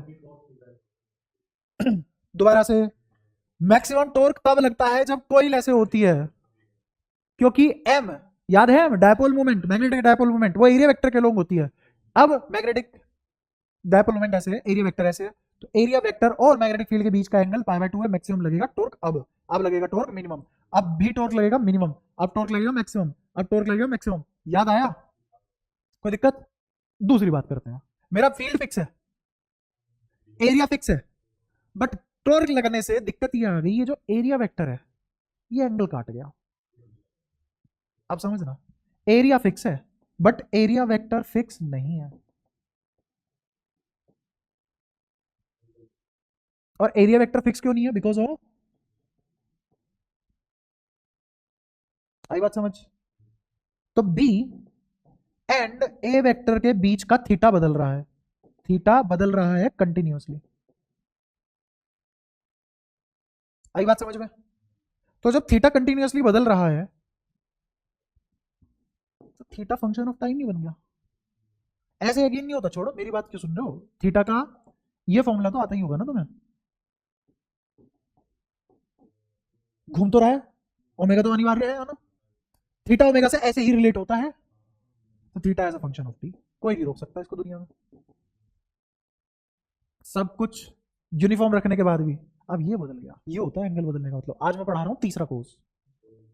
हाँ, मुद्दा क्लियर हो गया है? बस आ गया मुझे।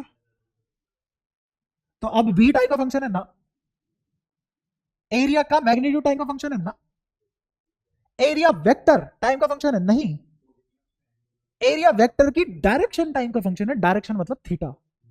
आप समझ में आया? थीटा वेक्टर पढ़ते हैं, डायरेक्शन को थीटा से क्यों डिनोट करते हैं हम? क्योंकि थीटा ही तो है जो डायरेक्शन बनाता है। समझ आया? तो अब मेरा ये फंक्शन बन चुका है इनडायरेक्टली, बहुत ज्यादा इनडायरेक्टली फाई टाइम का फंक्शन बना है, क्योंकि सब कुछ फिक्स करने के बाद क्या आ गया? टॉर्क, और टॉर्क ने काम बिगाड़ दिया।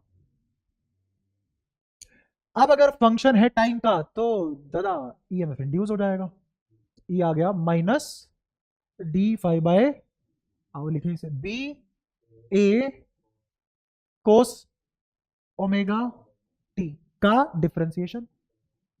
तुम्हें पता है बी तुमने अपने सगे हाथों से फिक्स रखा है, एरिया फिक्स है, ओमेगा कांस्टेंट हो ना हो, लेकिन ये तो बदलेगा, इसको तो कोई नहीं रोक पाया, समय तो रुक ही नहीं सकता। तो ई, इसको डिफरेंशिएट कर दे, बी ए तो बाहर,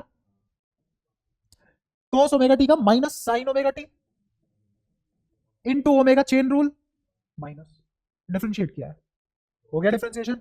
ये इंड्यूस दिख रहा है तुम्हें? ठीक है, क्या ये माइनस माइनस खत्म? ये एक बार घूमा है, ये किसके लिए आया? फॉर,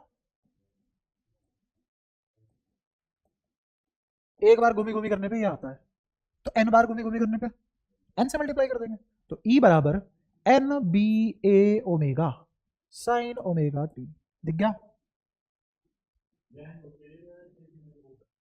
कितने? ये चीज है क्या बता? ये जो क्वांटिटी लिखी है क्या, किसको कंट्रीब्यूट कर रही है? और ये एन क्या है? सिंगल टर्न किसका? घूमने से, इसके घूमने की वजह से क्या पैदा हुआ है? ईएमएफ किसकी वजह से पैदा हुआ है? तार लपेटने की वजह से, घूमने की वजह से। तो एन क्या है? समझ गया? और कोई पक्की बात है, ऐसे तो नहीं घूम रही है, कोई ऐसे घूम रही है ना? तो टर्न का मैं मतलब बता देता हूं, मेरा मतलब यहां तात्पर्य है रोटेशन से। तात्पर्य किससे है? How many rotation the coil has perform.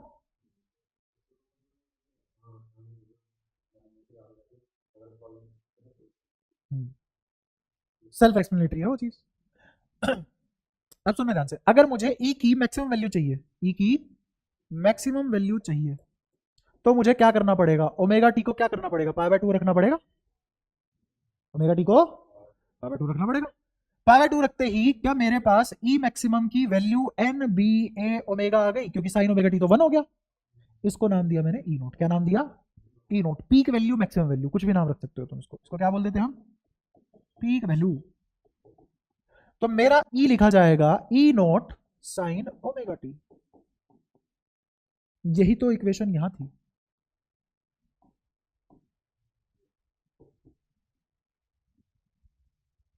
तो मैंने ये सब करा क्यों? जब मेरे पास एलसी ऑसिलेटर था तो सही एलसी ऑसिलेटर, ये सब क्यों किया?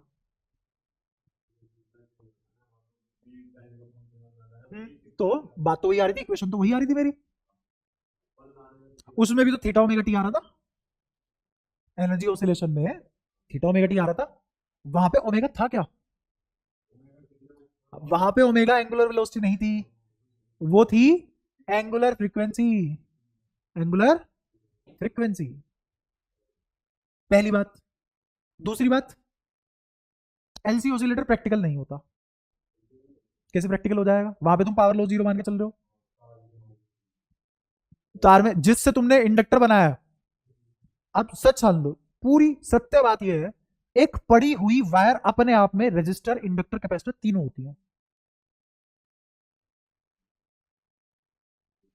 ये तो तुमने हाईली कंस्ट्रक्टेड ऑर्गेनाइज डायग्राम देखा है कैपेसिटर का, जो हम बनाते हैं लैब में।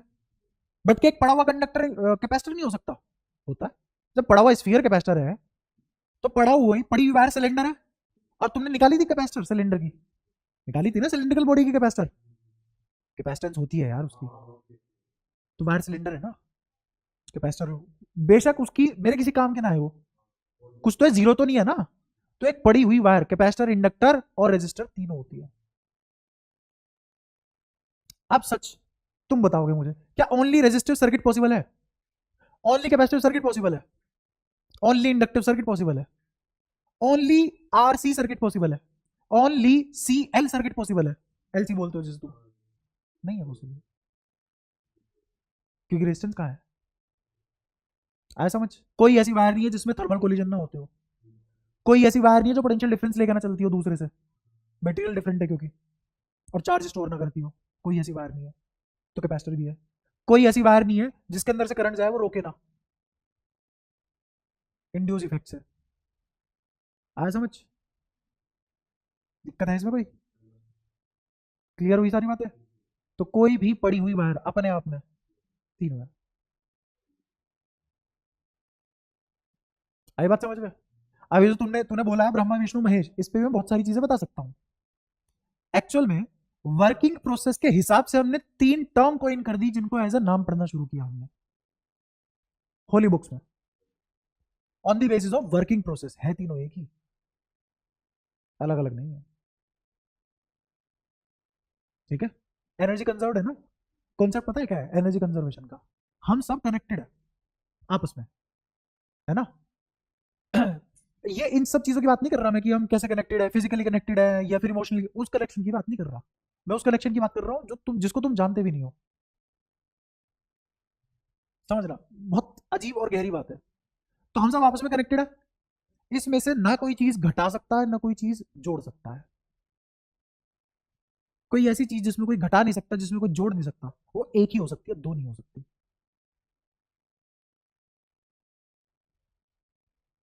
आई बात समझ में? है हम एक ही चीज का पार्ट। ठीक है? जब सुप्रीम आइडेंटिटी ही, सुप्रीम एंटिटी ही वन हो सकती है, तो सोचो लोग कितने फरेब में जी रहे हैं जो रिलीजन आ गए हैं अलग अलग तरीके के।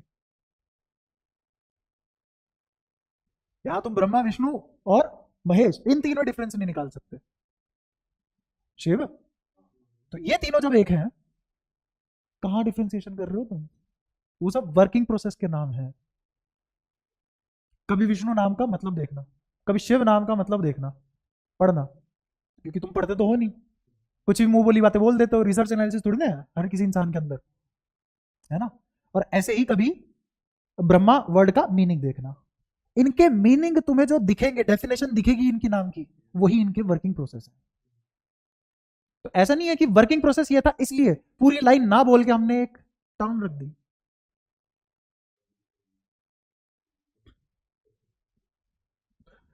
खैर, ये सब चीजें तुम्हें बहुत कुछ सिखाती है।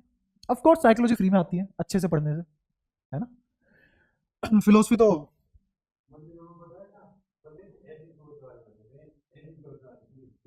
बट तुम्हें अच्छे ऐसी सोच वाले ही लगते हैं, ऐसी सोच वाले नहीं।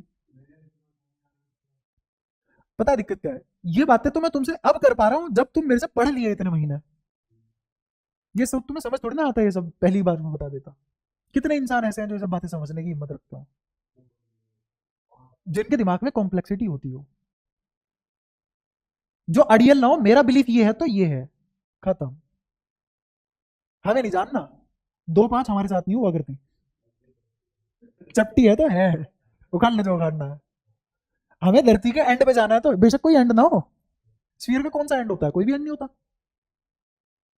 पर देखना है हमें झांक के, अच्छा ऐसा दिखता है गहरा स्पेस, क्या कभी पॉसिबल है? नहीं। आंखों से देखने से कुछ नहीं दिख रहा दुनिया में, कभी कुछ नहीं, कोई सच आंखों से नहीं देख पाओगे तुम। दुनिया कोई भी सच आंखों से देख ही नहीं सकते। ठीक है? खैर, यहाँ आ जाओ वापस। तुम्हें समझ में आया एलसी क्यों यूज नहीं कर रहे? प्रैक्टिकल नहीं है वो। ये तो प्रैक्टिकल है, पहली प्रैक्टिकल है। हाँ, हाँ, हाँ, हाँ, बिल्कुल। नहीं, अब इसमें आई अपने आप इंड्यूस होगा। पहले हम आई भेज रहे थे, वो जो आई भेज रहे थे वो भेजने की जरूरत नहीं है, वो खुद मुझे मिलेगा। अब एक बात बताओ, इस मैग्नेट ने वर्क डन ही तो किया होगा इसको घुमाने के लिए, और ये घूम भी गई, तो इसका मैकेनिकल वर्क डन कहाँ गया? मैग्नेटिज्म का वर्क डन आया इसको घूमने में, अब ये घूम के वर्क डन कर रही है, वो कहाँ गया? मुझे मिलेगा in the form of current. नहीं, ऐसा भी नहीं है, एनर्जी भी फ्री में नहीं आती ना। ये जो मैग्नेट्स हैं इलेक्ट्रोमैग्नेट्स हैं, क्योंकि कोई भी परमानेंट मैग्नेट उतनी स्ट्रॉन्ग नहीं हो सकती जितनी इलेक्ट्रोमैग्नेट होती है। तो क्या इलेक्ट्रोमैग्नेट है? अब वो जो इलेक्ट्रोमैग्नेट है उन्हें भी तो बिजली दे ही रहे हो, पोटेंशियल डिफरेंस क्रिएट कर रहे हो, तो अब वहां भी तो एनर्जी यूज हो रही है। आया समझ? हाँ। अब हम क्या करते हैं, अब हम नेचर के सोर्स का फायदा उठाते हैं। डैम से पानी गिराया, पोटेंशियल बहुत ज्यादा थी, हाइट पे थी, पानी हाइट पे था, पानी की पोटेंशियल बहुत ज्यादा, वो पोटेंशियल किस में कन्वर्ट होगी? काइनेटिक। अरे कहां, काइनेटिक एनर्जी में कन्वर्ट हुई। जमीन पे गिरते हुए उसकी वेलोसिटी होगी √2gh होगी, ये आ गई वेलोसिटी, इसके हिसाब से आएगी काइनेटिक एनर्जी ½ mv²। मास कर दे बहुत ज्यादा, सोच कितना बड़ा ½ mv² आया। नीचे लगा टरबाइन, गिरा टरबाइन पे, टरबाइन के रोटर घूमे। टरबाइन अपने आप में एक क्लासिकल मैकेनिकल एडवांटेज है, मतलब चुम्बेश्वरी कॉन्सेप्ट एकदम। तुम पता नहीं कभी तुम्हारा सौभाग्य हो पाएगा नहीं कि तुम टरबाइन पढ़ पाओ। बहुत रेवोल्यूशनरी डिवाइस है टरबाइन भी। टरबाइन ये नहीं होता जो तुमने इमेजिन कर रहे हो, पहली बता देता हूँ। एक अगर तुम्हारे दिमाग में सिंपल पंखा इमेजिन हो रहा है घूमते हुए, not turbine. Turbine highly complex device होती है। हाँ तो बहुत कॉम्प्लेक्स डिवाइस है। टरबाइन में क्या, पानी, पानी की काइनेटिक एनर्जी यूज हो रही है टरबाइन को घुमाने में। Mechanical energy, kinetic energy is getting converted into mechanical energy, वो mechanical energy is getting converted into electrical energy. समझे? ये जो कोयल घूम रही है, टरबाइन इमेजिन कर लो, मुझे तो ये घुमाना है। अब मैंने क्या करा, जब ये घूम ही गया है तो क्यों ना चुंबक लगा दे। जब चुंबक लग जाएगी तो जो करंट बनेगा, अब ये करंट कैसा होगा? इंड्यूस्ड होगा, नॉर्मल नहीं होगा। बैटरी वाला करंट नहीं है। कौन सा करंट है? इंड्यूस करंट है। अब तुम सोचो, मेजोरिटी ऑफ केसेस में दुनिया बैटरी वाला करंट यूज कर रही होगी या इंड्यूस वाला? अब तुम ये सब जानने लायक हो चुके हो। बड़े पैमाने पे तो यही बनता है, पावर हाउस तो इसी बना रहा है। बैटरी देती है डीसी, ये एक अलग तरह का करंट है, इंड्यूस करंट है। क्यों अलग तरीके का है अभी समझ में आना शुरू हो जाएगा, क्योंकि उसकी मैच पे आएंगे अभी हम, है ना। अभी तो तुम मेरे को ये समझ में आया, बताओ कि ये ईएमएफ तुम्हें समझ आया? इस ईएमएफ को क्या नाम दिया हमने? Induced EMF. समझ आया? किससे इंड्यूस हुआ है ये? इंडक्टिव इफेक्ट, मैग्नेटिक फील्ड आ रहा है, फ्लक्स चेंज होता हुआ मिल गया। फ्लक्स चेंज होती, फेरेडे कामयाब, फेरेडे ने अपना जादू दिखा दिया। सब फेरेडे चल रहा है अभी भी। मैंने पहले क्या चेंज करके दिखाया? एरिया। फिर मैंने क्या चेंज करके दिखाया? Magnetic field. अब मैंने क्या चेंज करके दिखा दिया? एंगल। इसी को बोलते हैं एसी जनरेटर। तुमने जो पढ़ा अभी अभी वो है एसी जनरेटर। समझ में आएगा इसका नाम एसी जनरेटर क्यों है? ये ईएमएफ है, इस ई को आईआर लिख सकता हूं,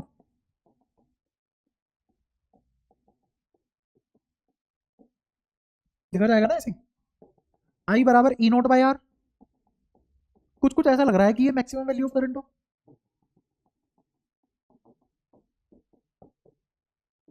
इस करंट को एसी बोला गया। एसी मतलब अल्टरनेटिंग करंट।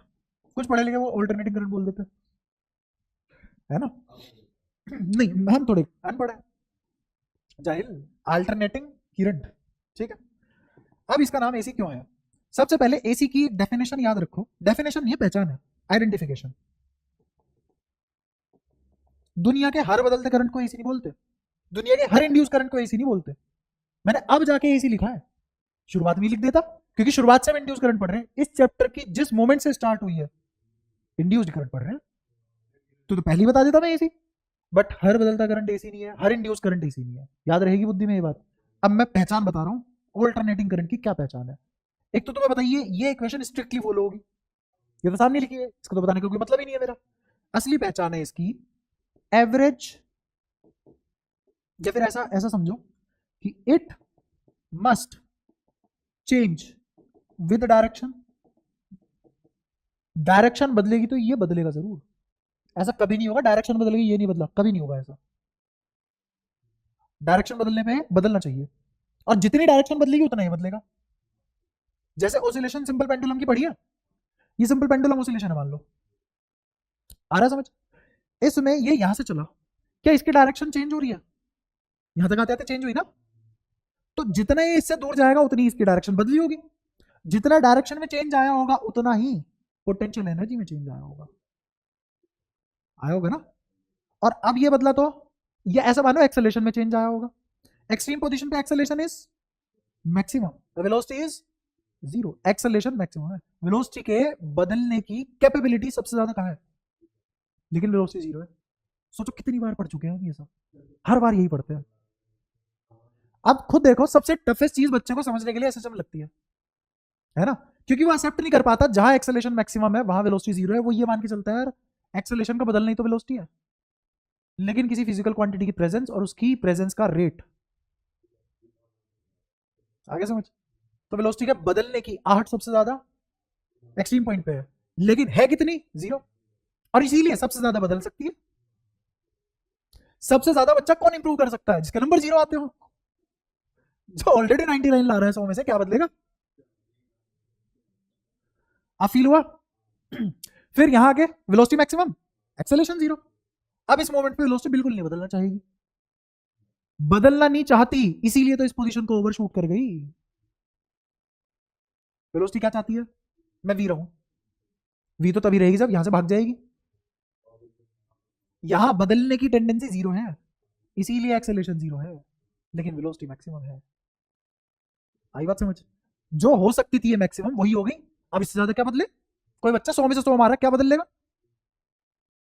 हो रहा है फील? क्लियर हुआ? ऑसिलेशन चल रहे हैं यहां। कैसे? तुम एसएचएम की इक्वेशन जो लिखते थे,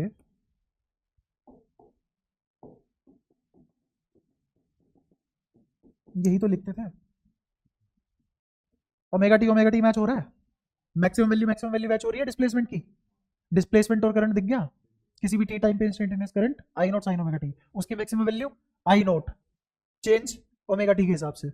एक्सट्रीम पे समझ पा रहे हो? इधर आ जाओ, डिस्प्लेसमेंट एक्सट्रीम पे, डिस्प्लेसमेंट की मैक्सिमम वैल्यू और बदलने का तरीका। सोल्यूशन है सिंपल हार्मोनिक मोशन का, सोल्यूशन है किसी तो सिंपल हार्मोनिक मोशन का। वो सिंपल हार्मोनिक मोशन इसके घूमने की वजह से आ रहा है, और ये सिंपल हार्मोनिक मोशन है किसका? कोयल का? नहीं, कोयल की वजह से तो आया, किसका? इलेक्ट्रॉन का।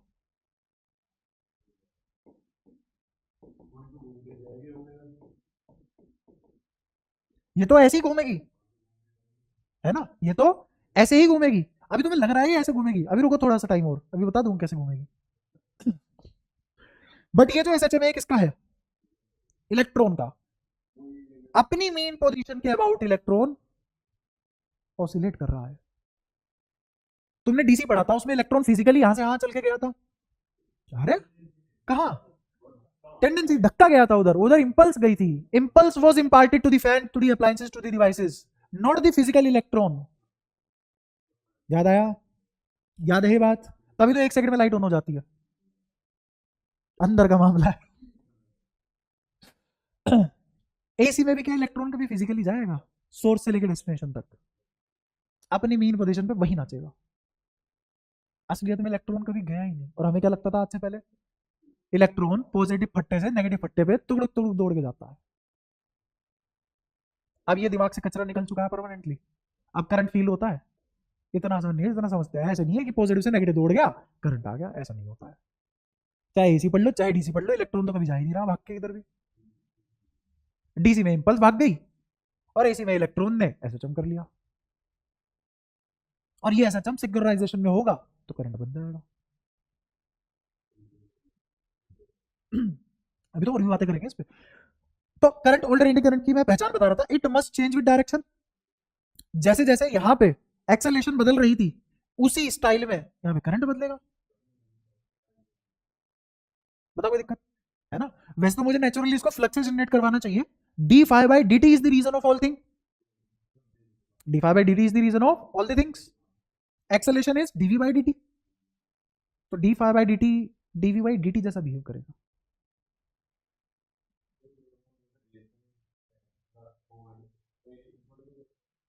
कौन कौन से ऐसे नाम बता, कौन कौन इक्वेशन?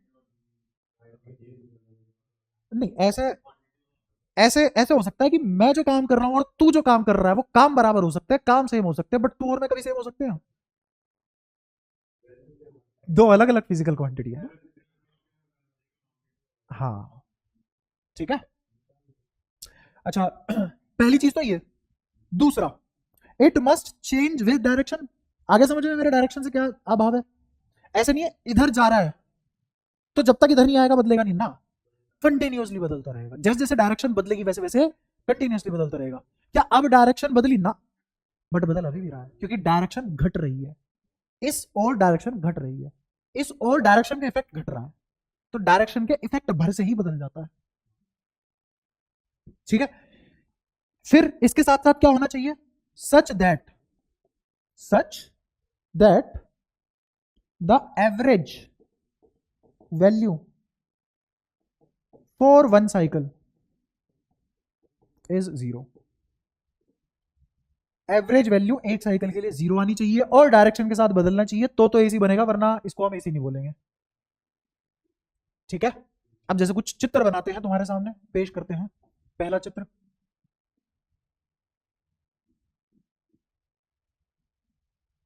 चाहिए एसी है। जब इसको पूरे में इंटीग्रेशन करोगे तो एरिया अंडर कर्व आ जाएगा। ये एरिया का तुम्हें जीरो आता हुआ दिख रहा है। तो एक साइकिल में, ये एक साइकिल हो चुकी है इसकी, तो क्या एक साइकिल में एवरेज जीरो आया? एसी नहीं है।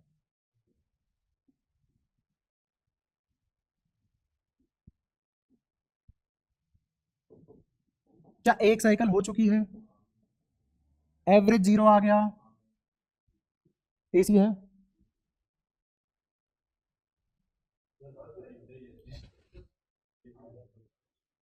तो एसी क्यों नहीं हो रही? डायरेक्ट, हाँ, डायरेक्शन चेंज, डायरेक्शन पे बदलने पे। हाँ, सडन चेंज है, चेंजेस आर। हाँ, मेरा कहने का मतलब अब तुम्हें और अच्छे से समझ में आया होगा।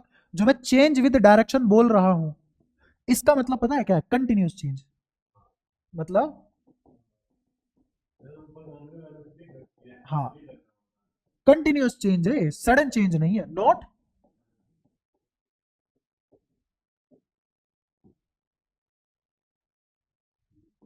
आप समझ आया दोनों एसी क्यों नहीं है?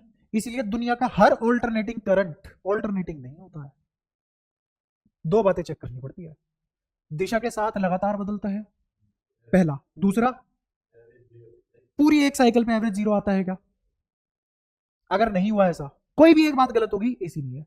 दोनों बात एक साथ सही होनी चाहिए, दोनों बात एक साथ सही होनी चाहिए। तो क्या,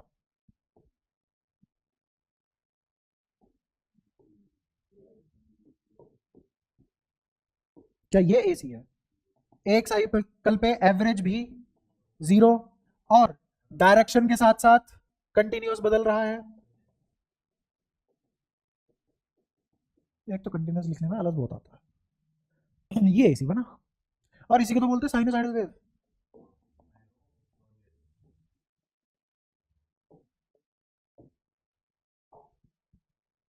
समझ आया? तो एसी ऐसे बहता है, मतलब इलेक्ट्रॉन ऐसे बहता है? नहीं, इलेक्ट्रॉन तो ये कर रहा है। असलियत में इलेक्ट्रॉन का मोशन कैसा है? ये रहा इलेक्ट्रॉन, पहले इधर गया, फिर इधर आया, फिर इधर आया, फिर इधर गया, एक साइकिल। और क्योंकि ये एसएचएम वाली इक्वेशन फॉलो कर रहा है, क्योंकि एसएचएम वाली इक्वेशन फॉलो कर रहा है, तो इसका टाइम पीरियड होगा।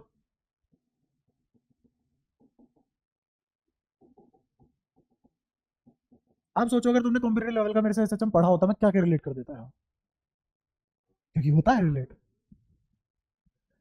ये समझ आ गया सब? कोई दिक्कत? पक्का? तो ये होता है एसी असलियत में। इलेक्ट्रॉन अपनी ही जगह ऑसिलेट कर रहा है, ऑसिलेट भी नहीं, एसएचएम कर रहा है। कौन सा electron? Every electron. Every electron is doing SHM about their respective mean position. समझ आया? अब मेरा तुमसे डाउट ये है, जब मेरा आई एवरेज जीरो आ ही रहा है, तो आई तो जीरो आ ही रहा है, तो मैं क्यों बनाया ऐसा करंट जो जीरो आ रहा है? हर टाइम पे नहीं, बट अगर मुझे यूज करना हो अपने अप्लायंस में तो कैसे यूज करूंगा मैं? ये तो एवरेज वैल्यू तो 0 पकड़ा दे रहा है मेरे हाथ में। कैसे? इसने ऐसा वर्क डन किया, फिर ऐसा वर्क डन किया, फिर ऐसा वर्क डन किया, ऐसा वर्क डन किया, डब्ल्यू नेट तो 0 आ गया। ले, ठीक है, बताइए।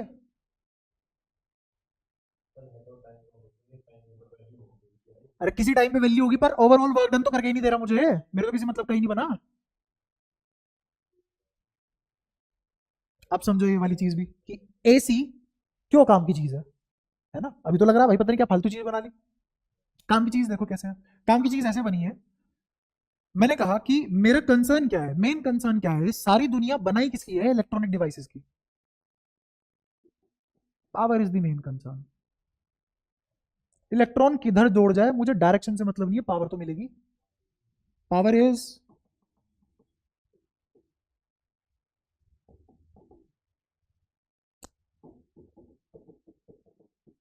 याद आए कुछ कुछ? मैंने कहा है आई 0 है, आई का एवरेज 0 है, आई स्क्वायर 0 नहीं बनेगा कभी भी। पावर तो देखे जाएगा अगला। तो पावर से डायरेक्शन का कोई लेने देना?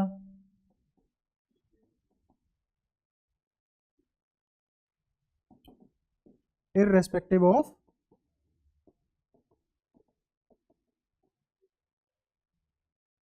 समझ आए? और एसएचएम तो एक बहुत बेहतरीन चीज है। एसएचएम होता ही तब है जब मेरी सिस्टम की energy mechanical energy non mechanical energy में कन्वर्ट ना हो। मतलब सारी काइनेटिक एग्जैक्टली सारी पोटेंशियल में कन्वर्ट होगी, सारी पोटेंशियल एग्जैक्टली सारी काइनेटिक में कन्वर्ट होगी। एनर्जी लॉस है ही नहीं। इलेक्ट्रॉन एनर्जी खराब नहीं करेगा हमारी, क्योंकि एसएचएम कर रहा है। कंजर्वेटिव फैक्टर यहां ज्यादा है।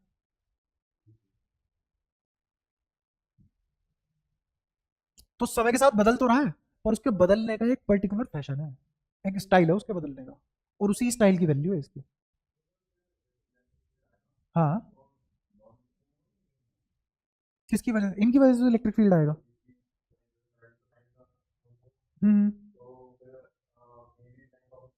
करंट कहाँ टाइम का फंक्शन है?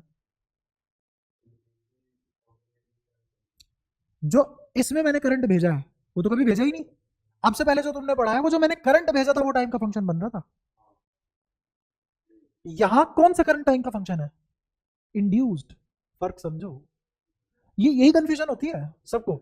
यही तो अपने बगल वाले बालक से पूछ ले दुनिया में किसी के जाके, चाहे वो ड्रॉप ईयर का क्यों ना हो, भाई ये तो ये होता है, ये तो ये होता है, वो भी सोचने लगता है हाँ कह तो सही रहा, कहाँ पढ़ रहा। ये यही छोटी छोटी कंफ्यूजन होती है। तो एक कंफ्यूजन तो ये कि जो हमने इससे पहले I as a function of time पढ़ा है वो सप्लाइड था, और जो यहां मेरे को करंट मिला है वो मिलने वाला टाइम का फंक्शन है। इसका मतलब जो मैं पहले से टाइम के फंक्शन वाला करंट लाया था वो ऐसे जनरेट हुआ था। आया मजा? ये मेरे को जनरेटेड करंट मिला है ना, तो जिसको मैं आगे दूंगा उसके लिए तो वो वाला करंट हो जाएगा जो उसको मिला, तो उसके लिए तो सप्लाइड करंट टाइम का फंक्शन बन जाएगा ना। आई बात समझ में? पक्की बात है। तो एक घूमती ही कोयल ये काम कर जाती है, सिर्फ कोयल घुमाइए और कुछ नहीं करा। Rotatory effect of a coil is the reason of producing AC. आप समझ गए इसका नाम, इस डिवाइस का नाम एसी जनरेटर क्यों रखा गया? चुपचाप तुमने एसी जनरेटर पढ़ा है। मैंने सुंदर डायग्राम बनाया नहीं, मैंने सुंदर लिखा नहीं, कोई डेरिवेशन पे ध्यान दिया नहीं, बट समझ पूरा आया। एग्जैक्ट यही फील चाहिए, इसके साथ पढ़ोगे न्यूमेरिकल अपने आप होंगे। अब घर पे जाके किताब देख लोगे एक बार, डायग्राम तुम्हें बनाना आ जाएगा कैसे बनाना है बोर्ड में। हाँ हाँ, तीनों एक साथ चेंज कर दो अभी नहीं पढ़ पाओगे तुम, वो सब कहाँ पढ़ोगे यार तुम, तुम्हें मल्टी वेरिएबल कैलकुलस आती है? फिर अब बहुत कुछ होता है हर चीज के। रेप्लिकेशन तो आएंगे हर चीज के, इफेक्ट तो होते ही है हर किसी चीज के। अच्छा, ट्रांसफॉर्मर में जो हम करंट यूज कर रहे थे वो कौन सा करंट था? I equals to I naught sine omega T use किया था उधर बावड़े। कौन सा करंट था फिर वो? अगर कोई current I sign omega T follow कर जाए तो कौन सा करंट है वो? तो ट्रांसफॉर्मर किस करंट पे काम करता है? इसीलिए एसी चैप्टर में एनसीईआरटी में सबसे आखिरी टॉपिक ट्रांसफॉर्मर है। हाँ, क्योंकि उसे एसी करंट चाहिए होता है। मैंने बस तुम्हारे साथ उल्टा कर लिया, पहले ट्रांसफॉर्मर पढ़ा दिया, उसका सोर्स अब पढ़ा दिया। हाँ हाँ, वो भी बहुत अलग, बहुत डिफरेंट तरीके से पढ़ाऊंगा, कोई किताबी ज्ञान नहीं होगा, सब बढ़िया समझ में आएगा तुम्हें। शुरुआती पावर से करिए मैंने।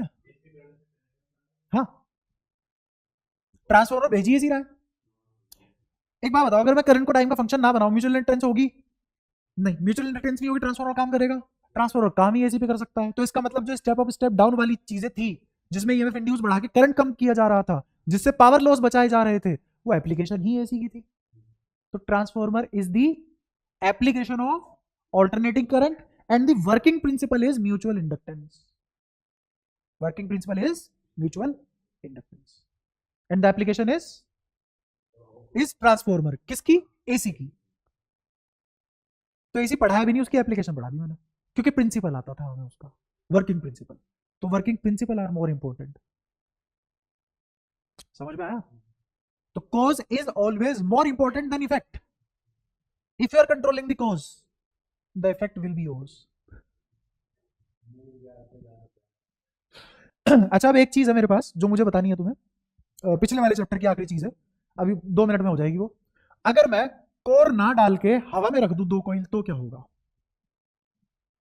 क्या मैंने यहाँ कोई कोर डाला, आयरन फ्रेम डाला? नहीं, सॉफ्ट आयरन कोर नहीं है यहाँ पे।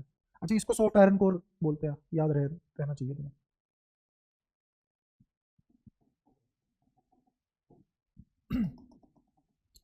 तो वहां तो मैंने सारी की सारी मैग्नेटिक फील्ड लाइन की मजबूरी थी अंदर रहना। इसमें मैंने कहा नंबर ऑफ टर्न कितने?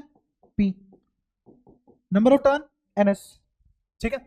इसमें फ्लक्स φ1, इसमें फ्लक्स φ1, क्यों? क्योंकि मैंने इसमें करंट भेजा है I1, ये करंट मैंने भेजा I1, ऑब्वियसली टाइम का फंक्शन होगा, है ना। तो फ्लक्स कितना जनरेट हुआ? φ1, किसके थ्रू? 1 टर्न। यहां भी क्या φ1 जनरेट होगा ना? यहां कितना जनरेट होगा? Through 1 turn. और यहां पे φn बराबर नहीं है किसके? φp के बराबर नहीं। अब मैं इनके काम करने का तरीका बताता हूं क्या होगा। इसमें फ्लक्स जनरेट होगा, मैग्नेटिक फील्ड लाइन बाहर भी आएंगी, तो वो इसके अंदर से भी जाएंगी, इसमें भी फ्लक्स आएगा, इसकी वजह से इसमें फ्लक्स आएगा। बट क्या एग्जैक्ट उतना आएगा जितना इसमें आया? नहीं, कमी आएगा, ज्यादा तो नहीं आ सकता, कमी आएगा। तो कितने फैक्टर से घट जाएगा? कितने फैक्टर से घट जाएगा? मान लो 10 गुना घटता है। कितना घटता है? अब इसमें आएगा, इसमें एक करंट इंड्यूस हो जाएगा, और करंट तुम्हें पता है ऐसे इंड्यूस होगा।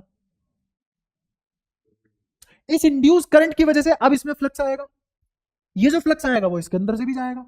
ये तो म्यूचुअल इंडक्टेंस है। मैं 2 सोलेनॉइड का म्यूचुअल इंडक्टेंस बता रहा हूं, अलग अलग रख के, एक दूसरे के अंदर रख के नहीं। मैं बता रहा हूं ट्रांसफॉर्मर में अगर तुम ट्रांसफॉर्मर ही ना रखो तो क्या होगा? आपको कंडक्टिंग पाथ नहीं है, हवा है, एयर है, non conservative electric field line तो आज भी बनेगी। और मैग्नेटिक फील्ड इसका इसमें क्रॉस होगा, इसका इसमें क्रॉस होगा, करंट तो इसमें भी आ गया, ये भी मैग्नेटिक फील्ड बनाएगा, ये इसमें जाएगा, क्योंकि ये इसमें 10 गुना कम फ्लक्स जनरेट कर पाया। अब इसमें जो फ्लक्स होगा उसकी वजह से इसमें कितना फ्लक्स जाएगा? वो भी तो 10 गुना कम ही जाएगा, क्योंकि म्यूचुअल इंडक्टेंस एक कपलिंग इफेक्ट है। आई बात समझ में? 2 कॉइल चाहिए होती है, और M बदलता नहीं है। किसके बदलने से? ये मानने से कौन प्राइमरी है कोई सेकेंडरी है, उससे M नहीं बदलता। M क्या एक कॉइल के लिए डिफाइन होता है? नहीं, M हमेशा पेयर ऑफ कॉइल के लिए डिफाइन होता है। अब अगर इस पेयर ऑफ कॉइल के लिए कोई M आया, तो वो इस पेयर के लिए, इस केस के लिए नहीं है, पहले और दूसरे के लिए नहीं है, दोनों के लिए है, पेयर के लिए है। बात समझ आती है? तो अगर इसने जो फ्लक्स जनरेट किया वो इसमें आने से 10 गुना कम हो जाता है, तो इसने जो फ्लक्स जनरेट किया है वो इसमें आने से 10 गुना कम हो जाता है। इतना मेरे को इसलिए बोलना पड़ा ताकि जब मैं बोर्ड पे ये लिखूं कि five n is k times of phi p and phi p is k times of phi n। बुखार तो नहीं हुआ ये सब समझ के? क्यों? क्योंकि k क्या है? एक फैक्टर है जिससे फ्लक्स घटता है, तो इसका इसमें 10 गुना घट जाता है, इसका इसमें 10 गुना घट जाता है, बात तो नहीं। और फाई एन फाई पी के बराबर नहीं है। बस इतना सा अगर तुम्हें पता हो जाए, इसको बोला मैंने, इसको बोला फ्लक्स ट्रांसफर फैक्टर। मैंने अपना घर में नाम रखा है, कोई किताबी नाम नहीं है, ये कोई बुकिश नाम नहीं है, ये कोई टर्म नहीं है, ये कोई स्टैंडर्ड नहीं है, अभी अभी घर पे नाम रख दिया, बस अभी तुम्हारे सामने रखा है, फ्लक्स ट्रांसफर फैक्टर। क्योंकि कोई तो फैक्टर है जिसकी वजह से घटता है बढ़ता है ना। और ट्रांसफर कौन हो रहा है? फ्लक्स, तो फ्लक्स ट्रांसफर फैक्टर। समझ आ गई इतनी सी बात? ठीक है। इन दोनों का मेरे को म्यूचुअल इंडक्टेंस लिखवाओ। अगर इसकी वजह से होता, इसकी वजह से होता, रीजन ये बनता, कोज ये बनता, किसका? म्यूचुअल इंडक्टेंस का, तो M इसके हिसाब से लिखा जाता। और मैंने क्या तुम्हें बताया हुआ है कि ये m लिखा कैसे जाता है? फाई बराबर एम आई, याद आया? डेल्टा फाई बराबर एम डेल्टा आई, तो फाई बराबर एम आई, तो क्या लिखा जाएगा? M phi by I. इसका नेट फ्लक्स कितना होगा? नेट फ्लक्स एन पी या N S? N P into phi N. समझ आया? कोई परेशानी? अच्छा, इसको भी मेरे को फाई पी बोलना चाहिए ना, और इसको बोलना चाहिए फाई एस। ऐसे करो ना, फाई पी फाई एस, और ये एस, और ये पी। अब ठीक है ना? वही सब रिलेट हो गया। तो ये क्या लिखा जाएगा? Phi P. ये तो एक टर्न का है, सभी टर्न का इतना हो गया है। मुझे म्यूचुअल इंडक्टेंस निकालना है, इस फ्लक्स के इफेक्ट इस कॉइल में देखने हैं, तो कितना घटेगा? के टाइम्स घटेगा। अब तो मैंने फाई लिखा है, कौन से वाला फाई? जो इसकी वजह से इसमें गया है, इसकी वजह से करंट किसका? सेकेंडरी का। सोच लो। तो एक्चुअल में अब तुमने, हम इसका नहीं, चुपचाप देख लो, तुम्हारी करेक्शन में कर देता हूं, इसका लिखा है।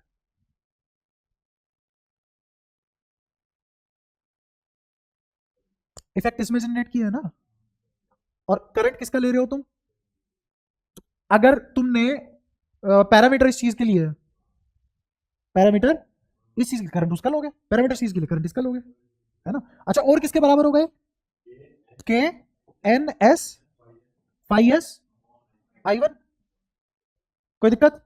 अब मैं ऐसे ही, बस ऐसे ही टाइम पास के लिए एम स्क्वायर निकालना चाहता हूं, तो एम स्क्वायर लिखा जाएगा के स्क्वायर, दोनों के की मल्टीप्लाई, नीचे दोनों आई वन आई टू आएंगे।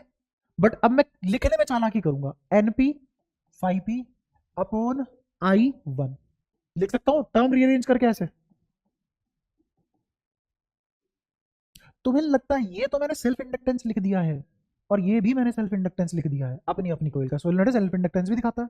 तो यहां से मेरा एम स्क्वायर कौन बराबर आ गया? के एल वन एल टू, हाँ के स्क्वायर। अब अगर मुझे के निकालना हो तो के किसके बराबर लिखा जाएगा? M divided by under root L one L two, जहां पे एल वन एल टू क्या है? रेस्पेक्टिव सेल्फ इंडक्टेंस, एम क्या है? पेयर का म्यूचुअल इंडक्टेंस। और अब मैं इसके का असली नाम लिखता हूं, इसको बोलते हैं coefficient of coupling. Coefficient of, ये कोफिशिएंट ऑफ कपलिंग किस पे डिपेंड कर रहा है? ओरिएंटेशन पे। किस पे? ओरिएंटेशन पे। ये कितने दूर है विसिनिटी, उन पे। ऑब्वियसली म्यूचुअल इंडक्टेंस जब उस पे डिपेंड कर रही है, और ये म्यूचुअल इंडक्टेंस में, तो जिस जिस फैक्टर पे म्यूचुअल इंडक्टेंस डिपेंड करता है उस पे तो क्या डिपेंड करेगा ही, क्योंकि खुद के एम से आ रहा है। आगे ना, सब सारी बात समझ में आ गई? अच्छा, अब मेरे को बता दो कि अगर मैंने एग्जांपल ये लिया तो किसके बराबर आएगा? यहाँ पे के लिखवा दो इसका, वन। एग्जैक्टली सेम फ्लक्स जा रहा है। इसको तुम वैसे भी समझ सकते थे फीलिंग के साथ, कोई फैक्टर घटा ही नहीं तो के वन, फॉर्मूले की जरूरत नहीं है।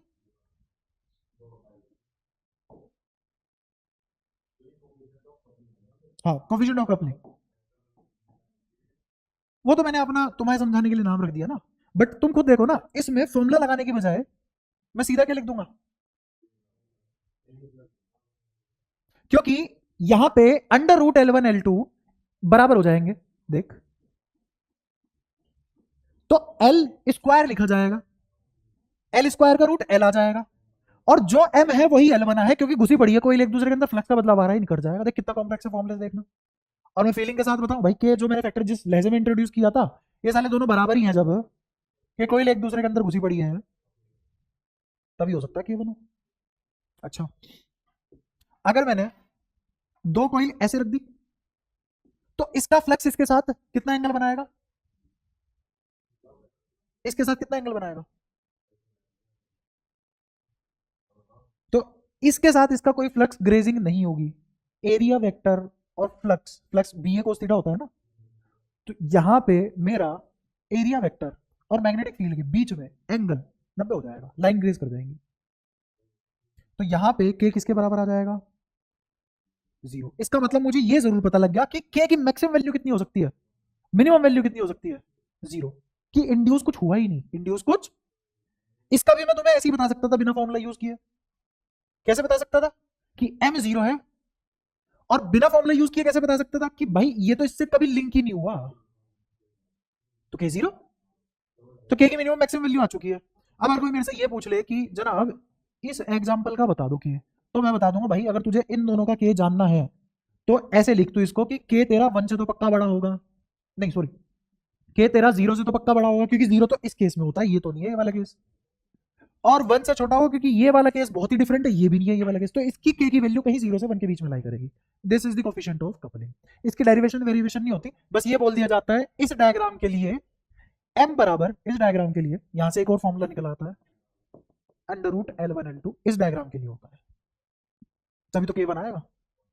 तो मैंने ये एक फालतू बात थी जो सिलेबस में है, पता होनी चाहिए, करा दी। अगेन मैंने जिस लेजे में कराई है उसमें बहुत आउट चला गया, मैंने डेरिवेशन ही करवा दी, कोई डेरिवेशन नहीं है इसकी, क्योंकि तुम्हें म्यूचुअल इंटेंस अच्छे से समझ में आता है, यही क्यों छोड़ा, ठीक है, यहाँ तो कोई दिक्कत। अब तुम्हें एसी पता है क्या है, तुम्हें डीसी पता है, किसका, तुम अपनी सहूलियत के हिसाब से किसी भी साइड मान लो, आंसर चेंज नहीं होगा। इसका ऐसे मान लो, इसका ऐसे मान लो, तब भी आंसर चेंज नहीं होगा, इसका ऐसे मान लो, इसका ऐसे मान लो, तब भी चेंज नहीं होगा, इसका ऐसे मान लो, इसका ऐसे मान लो, तब भी चेंज नहीं होगा, ठीक है, कोई परेशानी यहाँ तक, ठीक है। अच्छा कल कितने बजे रख दूं?